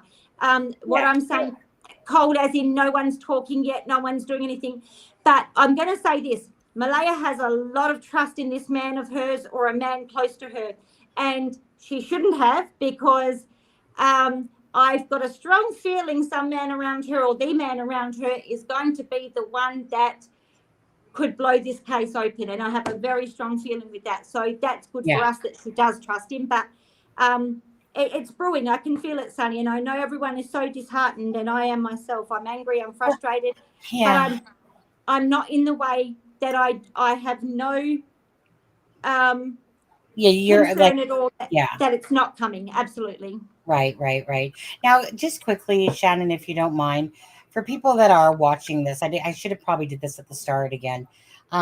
Just remind people exactly, just tell people who you are, what it is you do, in a sense. Like, obviously this isn't your full-time work or nothing, but just tell people about your mediumship and your visions or whatever a bit, or just anything you want to say about yourself. Okay, so I'm from Perth, Australia, and since I was a young child, I have been able to communicate with people that have passed over, and I've, I don't do it full time, and I don't do it for anybody, but I have a very strong vision of people, and I have a very strong communication method with people. I guess that's, I don't know what else to say that. So in general anyway, so even if I'm not, full on in a trance like thing, talking to these people. I still hear and see things, and I still have a very good intuition, even just in general, of a person without, people coming through and stuff. But my gift has been always very quite strong. Like, I don't have to sit there and try and call people in or things like that.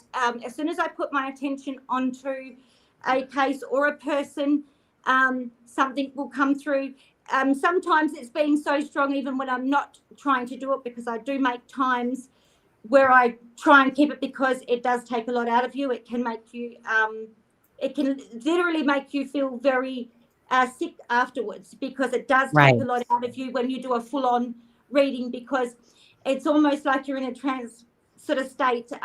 But I've been very fortunate to have a gift where even if I'm at the shops or something like that, which can be quite scary for a lot of people, you could walk past someone and all of a sudden I'll get like a zap, and I'll be able to feel that loved one of that person trying to communicate, and you've got to try and block that out. With this beautiful gift also comes, people that can pretend to be other people, or the bad spirits that will try and come through. So that takes a lot of your energy as well, because you've got to be able to keep that at bay, but letting the real people through, and you've got to be able to protect yourself as well, because you don't want to be carrying that around with you.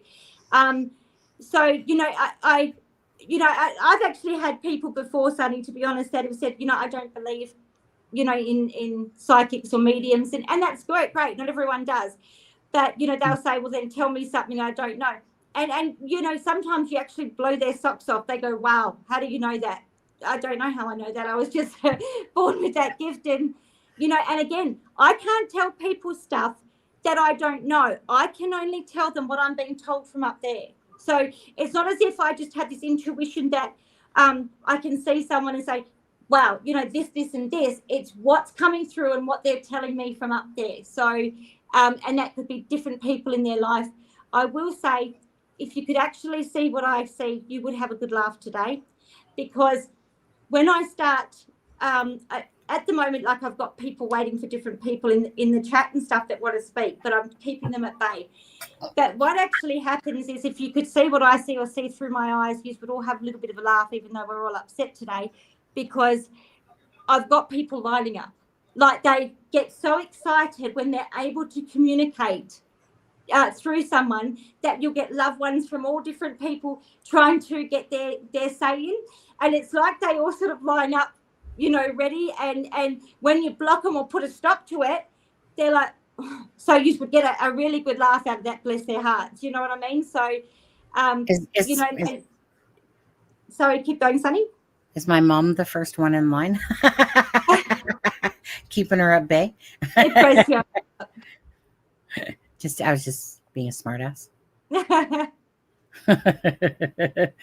But so what I was also going to ask, though, is like, okay, so for you, just to explain to people with Jack and Lily in particular, so do you ever sit down, like, do you ever just sit down and say, like, just try to bring them through? Or like, how does it work for Jack and Lily with you?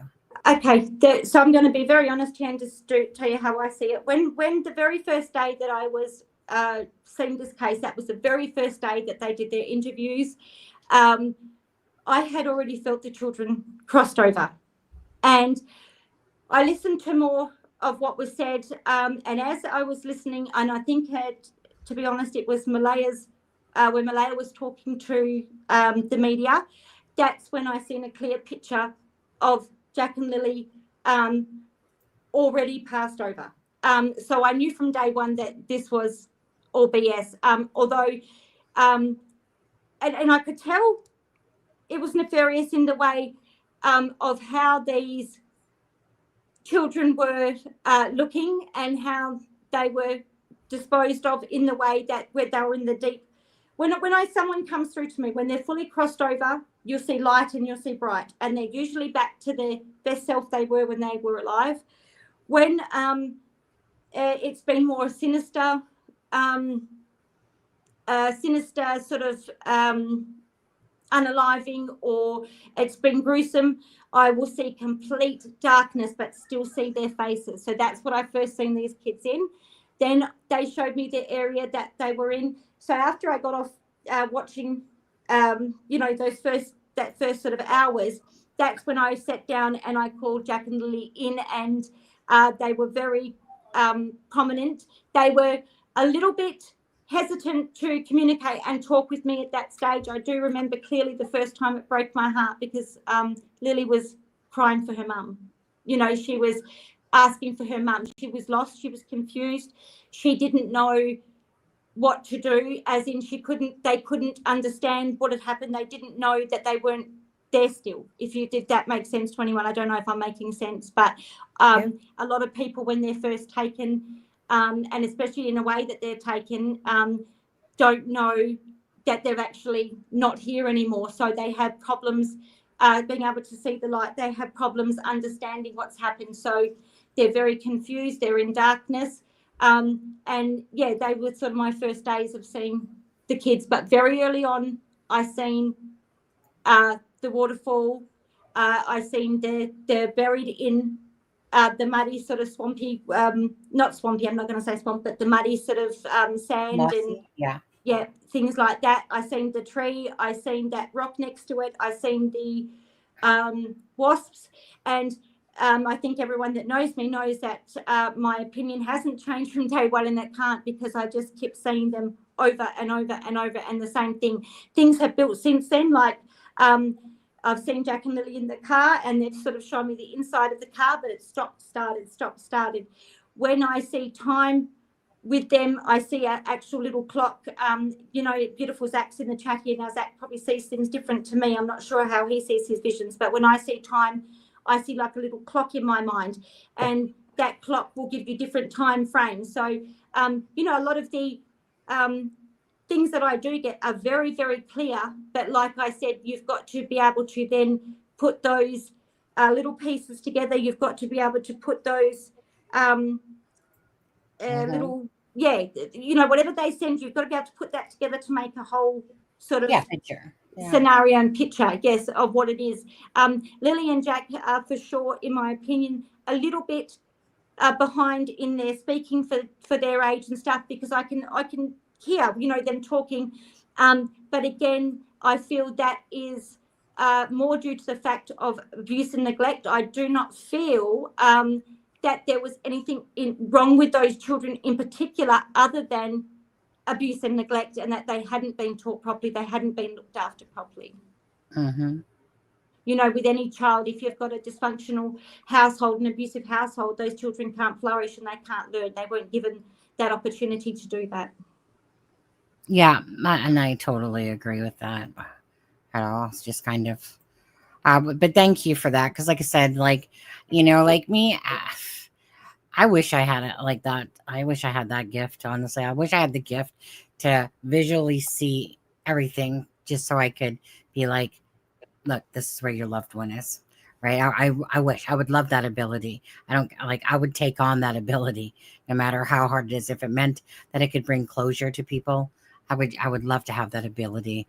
Fortunately, mine's mostly just about intuition, high sense of someone's aura, and stuff like that.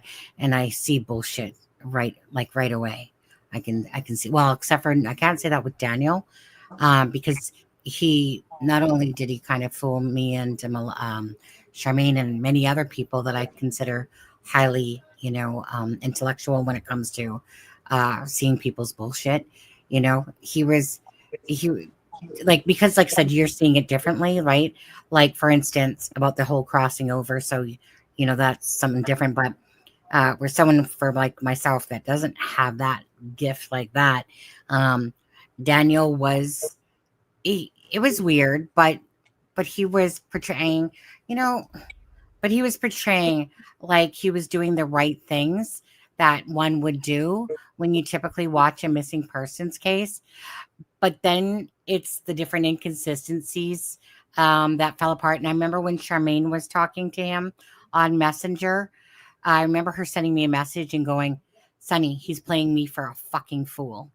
right? And she's like, and nobody plays me for a fucking fool. I'm gonna and that's kind of where the whole turn went there, because it was just like every message was about how Malaya, that he did everything, and Malaya this and stuff like that. And Sherman can obviously just feel like he was just feeding her like a line of bullshit, basically.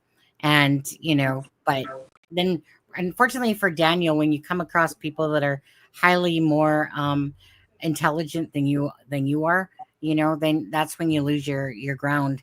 Because Daniel, this whole time, right, he was doing everything he could to try to sway me his way, always these comments, and he always wanted to just keep.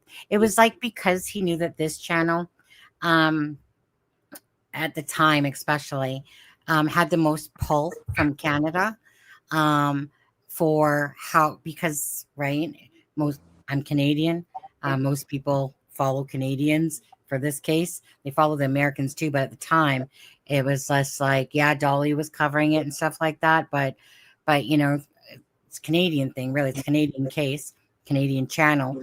So there was a lot of pull from this channel about how people would interpret perhaps the case or the information. So our thing was to put out the truthful information as best as we could. But Daniel just kept coming back for more. It's like he needed me to believe him.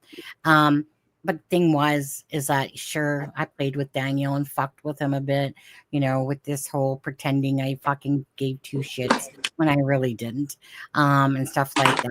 Sometimes you got to play the game with those tards. But he was just like so easy to manipulate. But he thinks that he's manipulating you, because that's his downfall. But there's always this zest to have this channel. It's almost like if this channel could kind of like believe in Daniel, then Daniel probably thought it was the cat's ass to try to win this channel over. And I'm just like, dude, ain't no fucking way that's ever gonna happen. You just literally are a full-blown liar. There's no way that you're ever gonna turn me, besides me acting to him like, oh, Daniel, tell me all about it. Actually, even then, I still couldn't be a genuine fake like that. I would still just say, times you would just keep quiet, let him talk. Oh, that's how. But anyways, so Daniel could never, but it's like he always has tried to win this channel over. 1 second. Go ahead, Shannon. Can you talk for a second? My husband's just trying to. Sure. Yes, sure. Look, I feel too, Sunny, with anyone that has believed Daniel over time.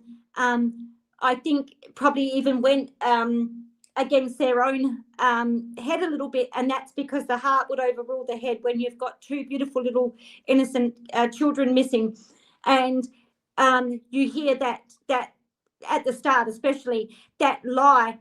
Everyone wants to hold on to that hope of possibly these two beautiful children being hidden or being alive, because it's true heart destroying and soul destroying to think otherwise. So I absolutely I absolutely understand that yes, it's not extremely hard for for people to want to believe that.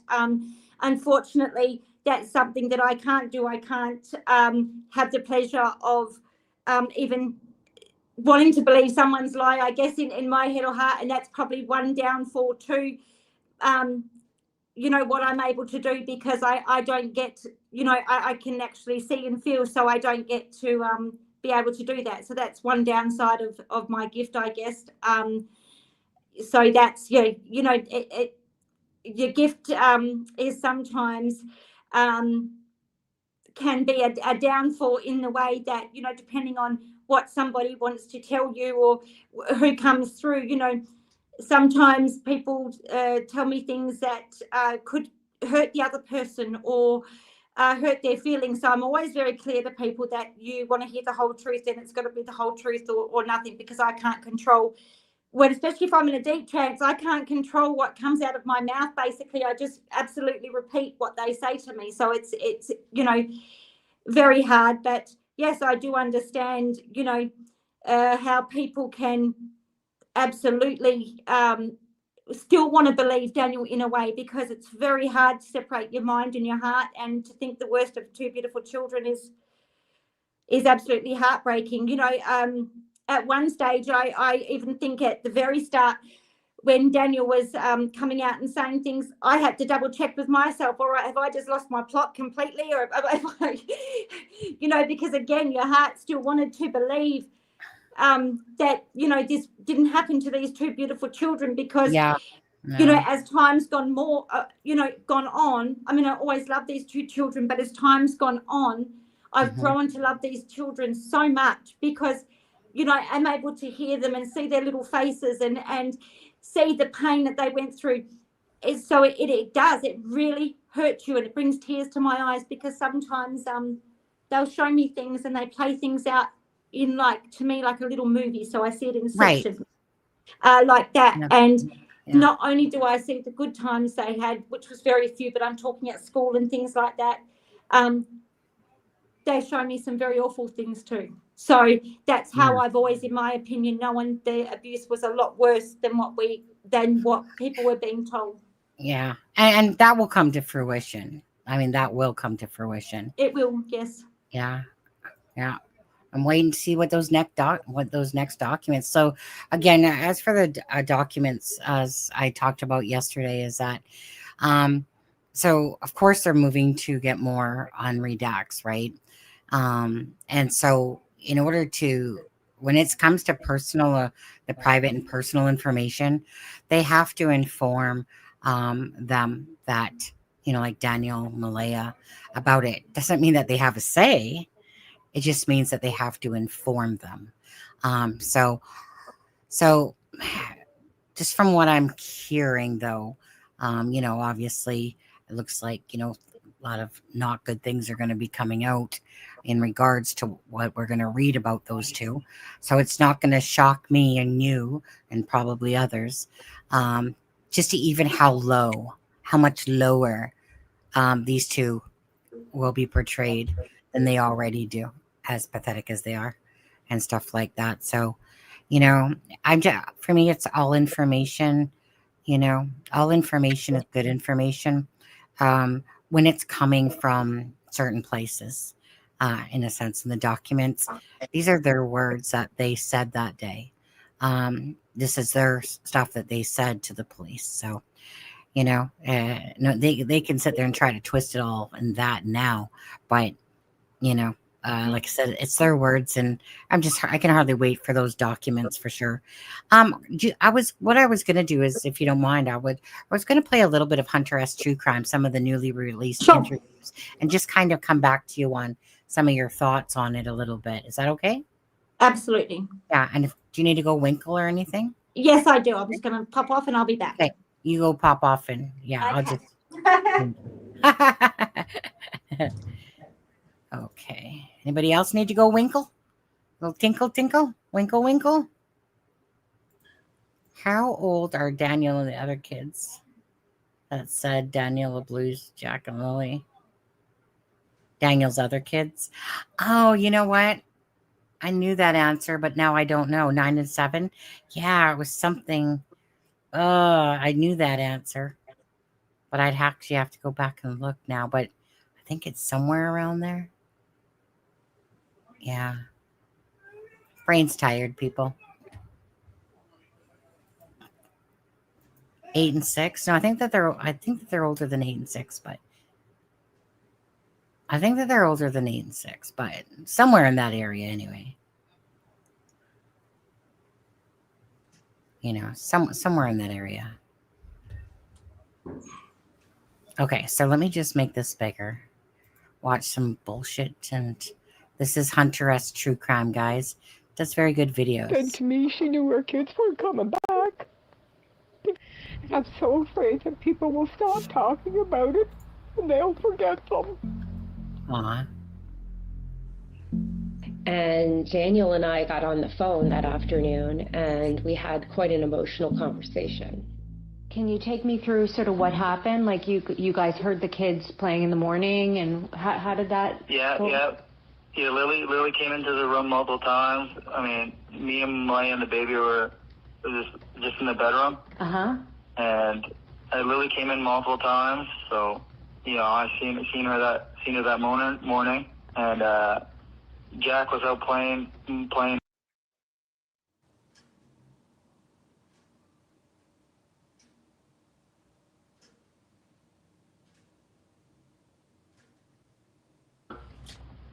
They were gone. As soon as I seen that they were gone.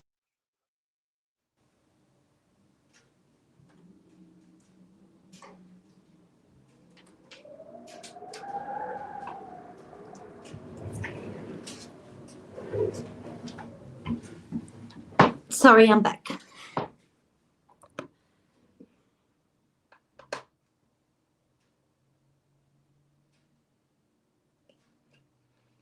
I'm guessing play outside, and then they must have just got out to the back fence, and then they were gone.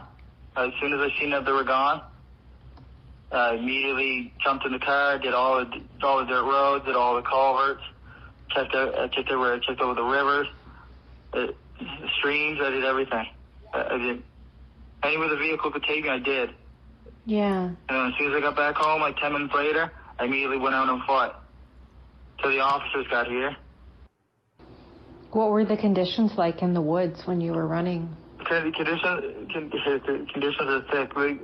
My cousin said that she talked to some searchers, and they said they've been over on 500 different searches, and this is one of the hardest ones I've ever seen. What makes it so difficult? Is it the thick woods, or what is it? Very thick woods, the terrain, elevation throughout the terrain. Okay. It didn't matter to me though. I was going up through water up to my waist, and the helicopters were just sitting there watching me, hovering above me. So all 3 adults that were on the property at the Stop that one there, okay? Obviously at the end, it's like the helicopters, yeah, they're just watching me. You can hear me. Can't hear me, then you have to go back out and go back in. You can hear me, right, Shannon? I can hear you, yes. Yeah, Kim, if you can't, then yeah. But anyway, so he was totally, he sounded like he was as if someone had never slept for 24 hours or 48 hours or drugs coming off of his drugs or whatever. Anyways, there was like, that one so sticks out to just how horrible he was stuttering so bad. Anyways, anything off of that by chance where Daniel's talking there? Or is it just the same shit over and over, really? Just when I see Daniel, I just see a lost evil soul. I can just look in those eyes, and that will tell me everything. And I don't, in my belief, this is only my belief how I look at things. People who take drugs, Sunny, from what I see, my visions and crossed over, they actually have their soul. They keep losing their soul the longer they take drugs and the more they're on them. So when you get to that sort of person, especially with a narcissistic trait, it's a recipe for disaster. So even when he speaks now, or people say to me, Daniel said this and this, I don't even really listen to what he says anymore or what he thinks, because to me it just means absolutely nothing anymore. Because like I said, that I suppose that's lucky for me with my gift, or unlucky, whatever way you want to look at it. I've seen this picture and I've seen it play out, so I know exactly what's happened, in my opinion. I don't have, he just makes me sick, and I'm not being nasty, but I just look at him and I want to vomit. I cannot believe, I know, that someone can actually, and I will say this, some of his lies, he actually, started to believe more or less a while ago. He started to believe that, and every time he tells a lie, this is how warped his mind is. Every time he tells a lie, he takes on the persona of believing that or that situation happening. So that makes it absolutely worse for him. Yeah. Yep. Okay, let's play a little bit. Well, I'm not going to play the full thing. Just the time the children disappeared have the same story. Malaya has said virtually the exact same thing Daniel has said. And Daniel's mother, Janie McKenzie, also told police she heard the children playing in the yard that morning. So police essentially began a massive search and rescue operation initially. Within the next following days, hundreds of people were brought to this part of Pictou County and began searching the forest. It's a densely wooded area with a lot of mine shafts. It's abandoned mines. Difficult searching. They were aided by guide dogs and helicopters and drones. A lot of people scanning out in a grid around the home, found no trace of the kids. And then we learned that the day after the children were reported missing, that the RCMP's major crime unit was brought in to take on the case. The key thing is they haven't found the bodies of these children, right? It's difficult for there to be criminal charges without the bodies of the children being discovered. No one who's been involved in the investigation is pretending the kids are alive somewhere. They don't seem to believe that theory at all. So they're trying to find the bodies, and until they do, it is difficult for this case to go to that next step.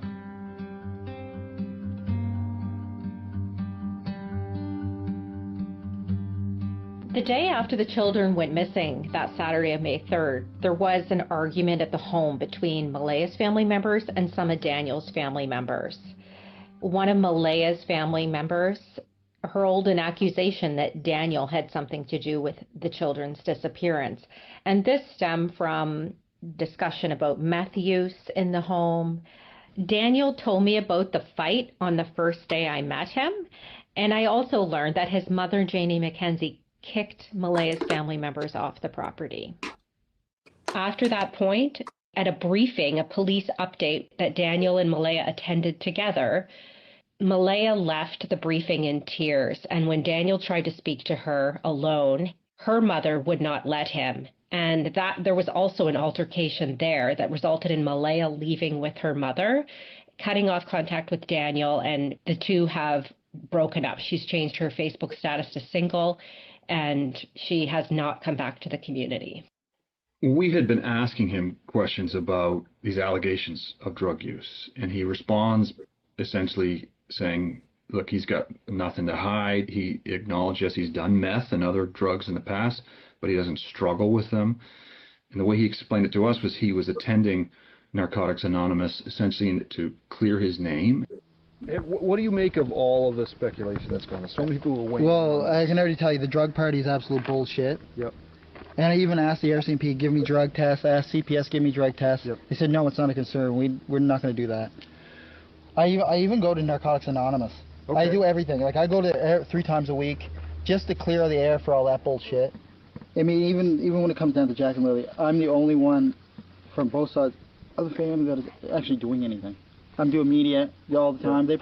They probably refuse to do media with you guys, I'm guessing. Yeah, they're not talking. Yeah, they won't do anybody. We learned through our reporting that Nova Scotia's Child Protection Office had been contacted by the kids' school out of concern about the way they were showing up at school. We don't know the specific details of what the concern was that prompted that call, but we do know that that caused a child protection worker to go to the children's house and interview their parents, and this was in the months before their disappearance.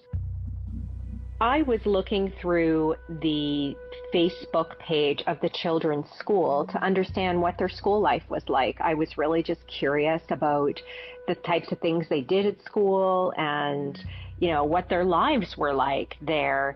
And I came across a photo of Jack with a black eye. And so that photo was dated December 13th, 2024. It was 5 months before he and Lily disappeared. I asked Daniel how Jack received the black eye in December, and he didn't respond. But in private Facebook messages that were shared with me, he acknowledged that Jack had many black eyes. He said Lily even had a black eye when Jack and Lily disappeared from an incident that happened on May 1st, the day before the children went missing. He said a Tonka truck that she pushed down on swung up and hit her in the face. Well, 4.5 months later. Thoughts on that one with all that so far? Anything? No, just I was about to say, Sonny, that the first days when they had the searches out, and that really pisses me off, excuse the language, and makes me very angry because doing all that, knowing quite well they were never going to find these children, that was absolutely heartbreaking to give. People are, don't get me wrong, I know that people are frustrated with the RCMP because they feel they should have done more at the start. My heart sort of breaks for them too, because they are in between a rock and a hard place right now with the limited amounts of people that are coming forward or who's involved and who's not. But to think that those poor people were out there looking, doing everything they done, and those children were never there. Well, that's just it. That is our... makes me so angry. Same. Absolutely. Yeah. So we're kind of getting into the black eyes, but what do you think the whole thing is about Daniel telling us that Lily had a black eye on Wednesday before the disappearance from a Tonka truck, and yet nobody else has ever talked about that? Why do you think he would bring that forward? Do you think he'd bring it forward because in case when Lily and that's found, she has a black eye or something, like that you can tell that there was bruising? Like, what was the point of that? Look, in my opinion, Daniel still can't believe himself that the remains haven't been found. I can tell you that. Daniel knows they are closing in. In my opinion, Daniel can feel the clock ticking. In my opinion, Daniel can't believe that their remains haven't. That's what I'm saying. It's not this big elaborate pre-planned thing where he, thought this out properly, where he was going to put remains, what he was going to do, how he was going to do it. It was done in a rush. It was done in a hurry. It was, it happened fast, from the argument. So it's not one of these things that was planned out. So these children are hidden as such, but what I'm saying, they're not hidden that well that they shouldn't or couldn't be found. So that's why, in my opinion, they will be found. So he's sort of thinking to himself, even though he's coming across and saying different things, he can't believe himself they haven't been found. As for the black eyes, there could be several reasons, in my opinion, for that. Firstly, just in case anyone did speak up or open their mouths, that could have seen the children prior, to them disappearing that day, that brought up about black eyes. And not only that, because Jack had that black eye, the easiest way for him to answer that was, oh, well, look, kill two birds with one stone, but a horrible thing to say, but that's, oh, Lily just had one the other day. Like, they were always doing it to each other. So there were several reasons that he came out, in my opinion, and said that. I don't think, with the remains, unless they found those remains fast, yes, well, that could have been another reason, like you said, Sonny, because, that would have covered the black eye if they found the remains. I do believe Daniel believes that those remains are going to be found. I know he feels that. I can feel that he feels that. I also think that when you look at the map, it was all kind of geared towards the one way, kind of like, where like the blanket was and like that section, whereas probably the section that, again, to me, it's a whole big misdirection. And I believe absolutely that Daniel, I don't know about the boot print, if that was actually a planned thing of it, but like, I do know that like Malaya said, and this is like, come on, how the fuck do you not know, Malaya, what size freaking boot your freaking kid is that you just bought? Like, you said 13 and yet it was an 11. Like, how are you so off on your kid's own freaking boot print? Like, how do you not know their boot size? Like, how do you not know boots that you just bought recently and you don't even know what boot size and you're saying 13? I couldn't even ever imagine with my son that I buy everything for that I wouldn't know what his boot size was or anything. Like, how can you be off two freaking sizes? It's crazy. In my opinion, go ahead. In my opinion, Sonny, that's like saying, why is she out partying? Why has she already got another partner? Why does she not look for her kids? Same reason, really, isn't it? Bring it to the same spot. Malaya just doesn't care. Malaya does not care. In my opinion, Malaya knows. I'm not 100% Malaya knows where the remains are, but she definitely knows what happened that night. She was Yeah. there. And, you know, she knows those kids aren't coming home. And, you know, there's really no, in my opinion, there's no difference with this man that she's with now to Daniel, other than Daniel and Malaya had the added stress of 2 beautiful children, or 3, but 2 that they didn't really want, especially Daniel, because they weren't his. You know, and now she's got no children that she has to worry about. So she's got that life finally that she wants. You know, she's able to go out, she's able to drink. She doesn't have to worry about going home to children or feeding these children, or, you know, it suits Malaya and Daniel perfect. They're all me. They were too immature to be parents, too selfish to be parents, and did not care. The way they lived with those children should tell everybody. And look, you know, say I'm crazy, say what you like, but when the truth comes out and people see the extent of the abuse, then you'll understand how 2 people could live with themselves knowing that and thought that was normal. Yeah. Had no care. I hope that Malaya and not, you know, I wish it for Daniel, but honestly, Daniel just reminds me of just a full-blown narcissist. I don't even know that he actually, you know, but either way, I'll still wish them. I wish Malaya and I wish Daniel all the fucking nightmares in the world for Jack and Lily.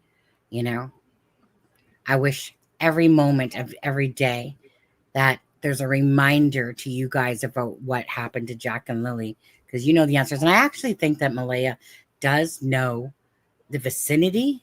Like, I think that she knows the place. I don't know that she knows exactly where in that place, but I feel like she knows the place. Like, if it was, say, Millbrook Falls, I think that she knows it was Millbrook Falls. You know, maybe not, but not so much exactly where in Millbrook Falls, because I think that was Daniel's dirty deed part. They're fucking bunch of liars. Fucking can't stand them. Whatever. Okay, you know what? I'm gonna be done for tonight. Honestly, I'm too pissed off at this case today. Thank you, Shannon, though. Thank you, Sunny. Thank you. No, I just feel like I'm gonna be dragging this out if I play any more thing or whatever. I'm just pissed off today with this case, and you know, it could just be because I'm tired as well. But it's just when you just sit there and know that shit about Malaya, and you just know that she's she's a dirty, right? And she's just a lying fucking dirty bitch. Sorry, not sorry. And Daniel's just a manipulative fucking asshole. And Janie can stuff her fucking trailer up her ass for all I care. In my opinion. I'm just pissed off tonight, really. And it's like my brain is just tired and stuff like that. And I probably shouldn't talk like that, you know, and stuff like that. But when I'm pissed, I'm not even a big swearer. Like, it's not like I'm a big swearer in life, typically. When I was younger, perhaps. But this case brings out my hangry in me, brings out my pissed off bullshit. I can't stand bullshit. And to watch 2 people, not just one parent, but 2 parents, just sit there and act like they're fucking, that they care more about themselves and this bullshit and this faking out bull crap and all the resources that are going into this for these twats, you know. It's just a real piss off. And in my opinion, not just 2 parents, 2 children. We're not talking 1 child, we're talking 2 children. Beautiful, innocent children. Yeah. You know, that's, and then Sunny, please don't ever apologize, because you've been absolutely amazing with Jack and Lily and giving them a voice, and nobody blames you. Even if you sat there and sweared the whole time, I completely understand, because that's how I feel. It's frustrating. It makes you angry. You're hurt for those children. You know, I heard Clutch Them Pearls the other night. Was it yesterday? He was just like, and you know, he was saying something like, "And you little fucking bitch, Daniel." He's like, he goes, "Honestly, I haven't swore like this in 3 years since I've been having my channel or whatever." And and he was just fucking going over these swear words too. And it's because because again, people, I'm sorry, but people that, can see right through this bullshit, for those that can't or don't have the ability to read people too well or see through people. But, this is so transparent to me that it's so obvious that what's going on with the bullshitting, right? And, for a long time, I bit my tongue a little bit on Malaya's side, but now I'm tired of biting my tongue about the way she's been acting and stuff like that, and the boyfriend thing and all that crap. And like I said, karma's going to be a bitch. And when it comes around, I'll be sitting there freaking smiling and celebrating when the karma comes around for Jack and Lily. Because these children are not alive. They're not alive, people. They are not alive. They're not on this planet, sadly, no more. They aren't. They're not hidden. They're not trafficked. They're not any of that. Okay? It's so out of the scope of what this case has been about, right? The cops, the RCMP just keep proving more and more about it, Very grateful, though, to all the people that have talked to me, talked to this channel, gave information, family members, beyond family members as well, and stuff like that. I wish I could sometimes say a little bit more, but it's not a lot more. But there is more. But I think that the documents, if they come to fruition, that they expand a lot on the personal, I think you guys will all just know, right? And Durwood, have a cup of go fuck yourself. Fuck your stories. Fuck your bullshit. Fuck your distractions. Go back underneath the rock that you crawled from in the original first place and take your bullshit and fuck off with it. I'm so sick and tired of that nasty man, that nasty fucking man and his bullshit misdirections, that bullshit that's going on. Seriously, you need to remove yourself from normalcy in a sense, or from this space that you're in, because dude, you just bring it on yourself, and you're just a hunk of crap, to be honest with you. All this fucking weird shit going on, like talking about a huge distraction to Jack and Lily's case and that stuff. I think most people are over his bullshit. There's some tards out there that aren't, but most people I think most people are. Do you feel like that? You guys feel like that? I feel like most people are over Durwood's bullshit. In my opinion, Sunny, just one more thought I will say is that even with the documents coming out and more being said, and what Kiki has said, in my opinion, that's only the tip of the iceberg. There's going to be a lot more to come, and I think then people will actually see and feel the depravity of what really happened. Absolutely. Patriot says, question, Shannon, do you think that they may blab to an undercover cop accidentally? No, I can't say whether this person's an undercover cop or not, but I do see there's a man in particular around Malaya. I'm not sure what her boyfriend looks like or whatever, so I don't really know if it's that, but it's someone she trusts very much, or and it's going to be her open her mouth, and which I think is going to be a particular break to the case, or similar. It's don't say word for word or it's going to happen like that, but something similar like that, and it's going to be related to Malaya, that I feel will give a break to the case. And then, like I said, I think the remains and criminal charges will be separate to having that break in the case. Yep. So, I mean, don't get me wrong. Like, I might be a little bit frustrated for sure today with these tards on there, but the whole reason why we're here is to be voices for Jack and Lily, and, like I said, Durwood, take your crazy ass, batshit ass, and freaking take a walk, seriously, with your crap. You can slag me all you want on your Facebook, and I'll be loud and proud, because your bullshit is, like, seriously, it's just bullshit. It's just so ridiculous and absurd. As for Malaya and Daniel, like I said, may karma be a bitch and boomerang you both like 1,000 or camels hump on your guys' faces for all I give a shit. Awesome. But so happy birthday, Tangerine 36, by the way. Or Tambourine. I said tangerine? Tambourine on that one. And yeah, it's coming. It will come. I have faith like Shannon that, and Zach that, it's just a matter of patience and time. But right now I'm just between Malaya not even searching, between Daniel and his mom. See, Shannon, they're not even going to allow Please Bring Me Home. They're not even going to be part of any of that. Like they care about Jack and Lily, right? These people care about answers for Jack and Lily, right? No, It's Daniel. heartbreaking. It is. They care about Jack and Lily, and yet they won't have nothing to do with part of that search, right? What do you got to hide, you fucking bunch of liars? What do you got to hide? But it's like, yeah, welcome on the property. Look, poof. Look at no dead bodies here. Sorry, Sunny, I just cut you off again. I'm so sorry. No. It's just something I want to say. I'm so frustrated. Even at the vigils, in my opinion, I think a lot of people know Daniel was there only to try and find out information or to see where people are at with him.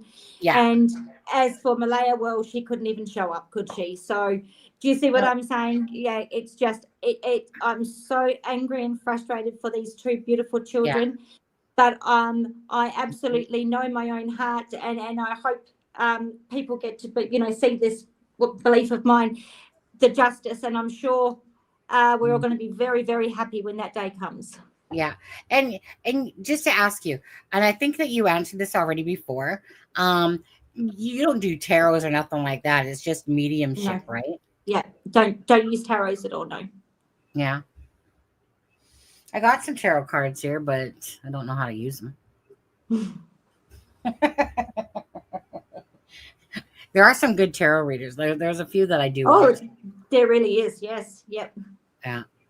Actually, one of the best one besides the first lady that was amazing. She was a medium like yourself. She was just simply, I don't think she read cards or anything, but the second lady that I had done about couple years later or something with my twin sister. It was my twin sister's idea. She had heard of this good lady psychic or whatever. But anyway, she read the palm and she also had cards. She was crazy accurate too. Just crazy. When she took my palm, it was like somebody reading my entire lifeline. Everything, talking to me about my relationship, how long it lasted, blah, blah, blah, blah, blah. It was just crazy accurate. The only thing that I didn't like about her is that she told me someone was going to die within 5 years at that point, and I didn't like being told that. I didn't like being told that. I don't. It's like telling me, oh, look at me, I'm reading your palm. You're going to be dead in 4 years. You just, some things you just don't say unless you ask. I don't want to know. If you're going to tell me someone's going to die in 5 years, tell me who the fuck it is. Not have my brain going, oh my God, is it my son? Is it my husband? Is it this? Is it that? I didn't like that at all. So with me, Sunny, I'm sorry, but sometimes a lot of the time, if I'm doing a one-on-one for a person, I use a piece of paper and a pen, and it might look like scribbles to people, but those things, symbols mean something to me. Yeah. Kind of like what's his name?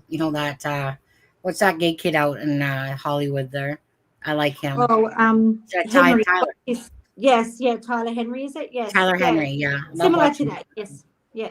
I love watching Tyler Henry because he just comes off as just so genuine, I love him. Yeah, I really like Becca's Intuitive. I actually didn't watch Becca's Intuitive very much at all. I think Kent kept sending me videos of it, but at that time I was just, whatever. I wasn't overly interested, but I've watched her quite a few times. Passionate Perseverance, I really like. Shal Tarot Spirit. And then there's, Zach, who does the remote viewing. But I've been watching more of Becca's recently, only because Zach, talking about him being pissed off because he was picking on his mom or something like that, eh? But that woman enjoys. She's just like I said, she's a person that needs a lot of freaking healing in her miserable life. But anyways, but hopefully Zach learns that honestly, people are gonna say a lot of shit about you along the way, a lot of shit about family members. You have to let it slide off really for that stuff. But I appreciated that she did a reading on me and Zach. I wasn't expecting it until Patriot, I think, sent me it. But anyways, so that was really nice. But anyways, after I was actually watching her, like after that a little bit more, Becca, I actually like her. She kind of reminds me of Passionate Perseverance as well. They kind of read cards fast, None of this. Let me think here. They just kind of do, right? I like stuff like that. I don't got to put them on fast speed. I watch Becca. Who do you watch? Who's a mentor to you? Do you know what? I probably the only one I really watch is and because I personally like him is Zach, because I love Zach. But to be honest, I don't really watch a lot. If I flick through it, every now and then I might see someone, and I don't really watch a lot of them because that interrupts or interferes with my your own. I get it. Not even that, just my whole aura of things of how I work, my things. But again, I'll say I absolutely love everyone that does. Well, most of them, not everyone. That's a lie.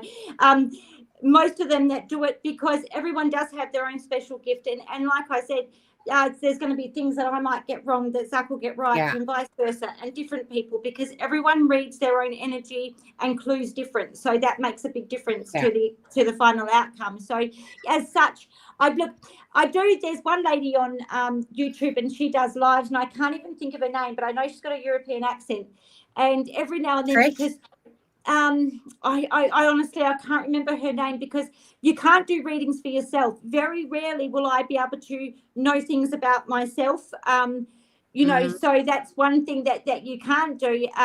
So sometimes I do like to hear, what's going to happen for a Gemini or whatever, but I don't really watch too many of them. I was going to say, have you ever heard of Trish James? No, I haven't. Oh, okay. Because she's kind of, a lot of people use her card decks as well. She's out of the UK. Okay. I'll have to have a look. Anyways, her name is Trish James. I like her as well. But the thing is that it's kind of like, I don't like other creators to plant seeds in my head about shit. That I really do like. When I say I like to do my own research and stuff like that, I really do. I don't really like sometimes now I'll find like, oh, I didn't see that freaking message from Daniel. Let me just screenshot that.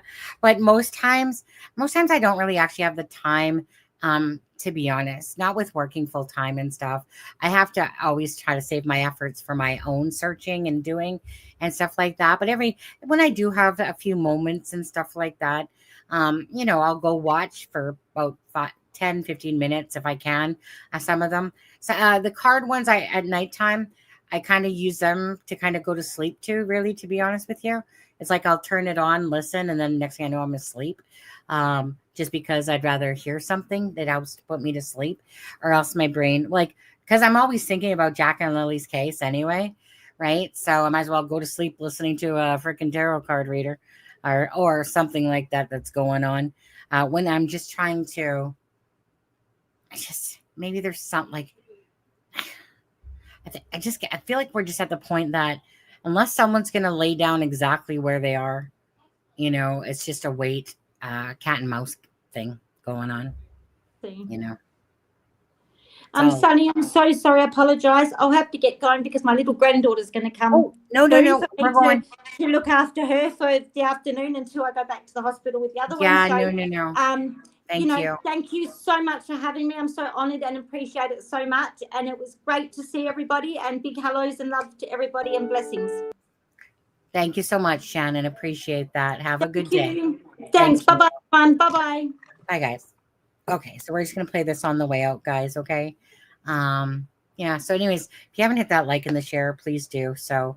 And don't forget, on the weekend coming up, I'll be doing like a members live, and Shannon will be joining in that members live as well. So anyways, not sure what day that's going to be on yet, because I'm going to wait for Nova. Got to message Nova, see what day she wants to, whatever. But either or, I'll do with that. So if you're not a member, it's $1.99 to become a member. If you want to. If not, that's obviously fine too. But anyways, we'll see what day that's going to be on, because I have Thursday, Friday, Saturday off this week coming up because of the oh wait, shit.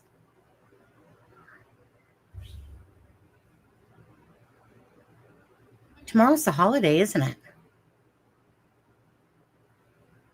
It's tomorrow? No.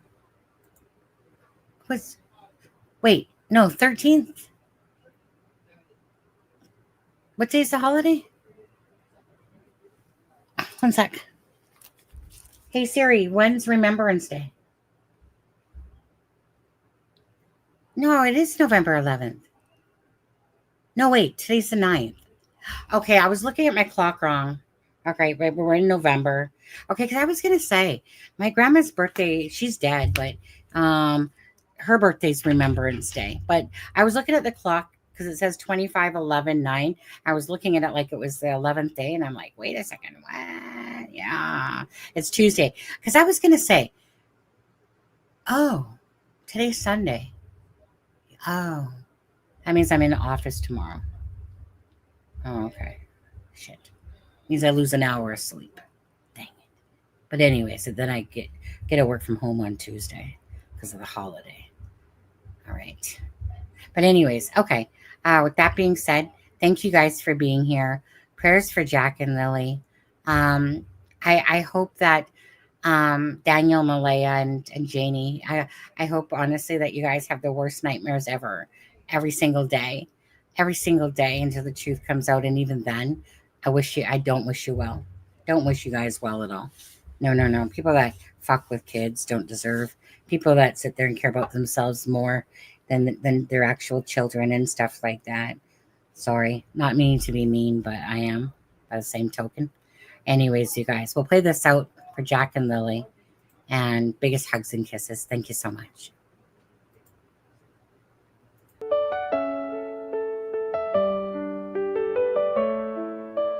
In the woods where shadows lay, Jack and Lily went to play. On a rainy May afternoon, now we whisper hope soft too. Echoes of laughter fill the air, but where are they? We stand in prayer. Oh, Jack and Lily, where have you gone? We'll hold on tight through this endless dawn. In our hearts forever you'll stay. With every prayer we send your way.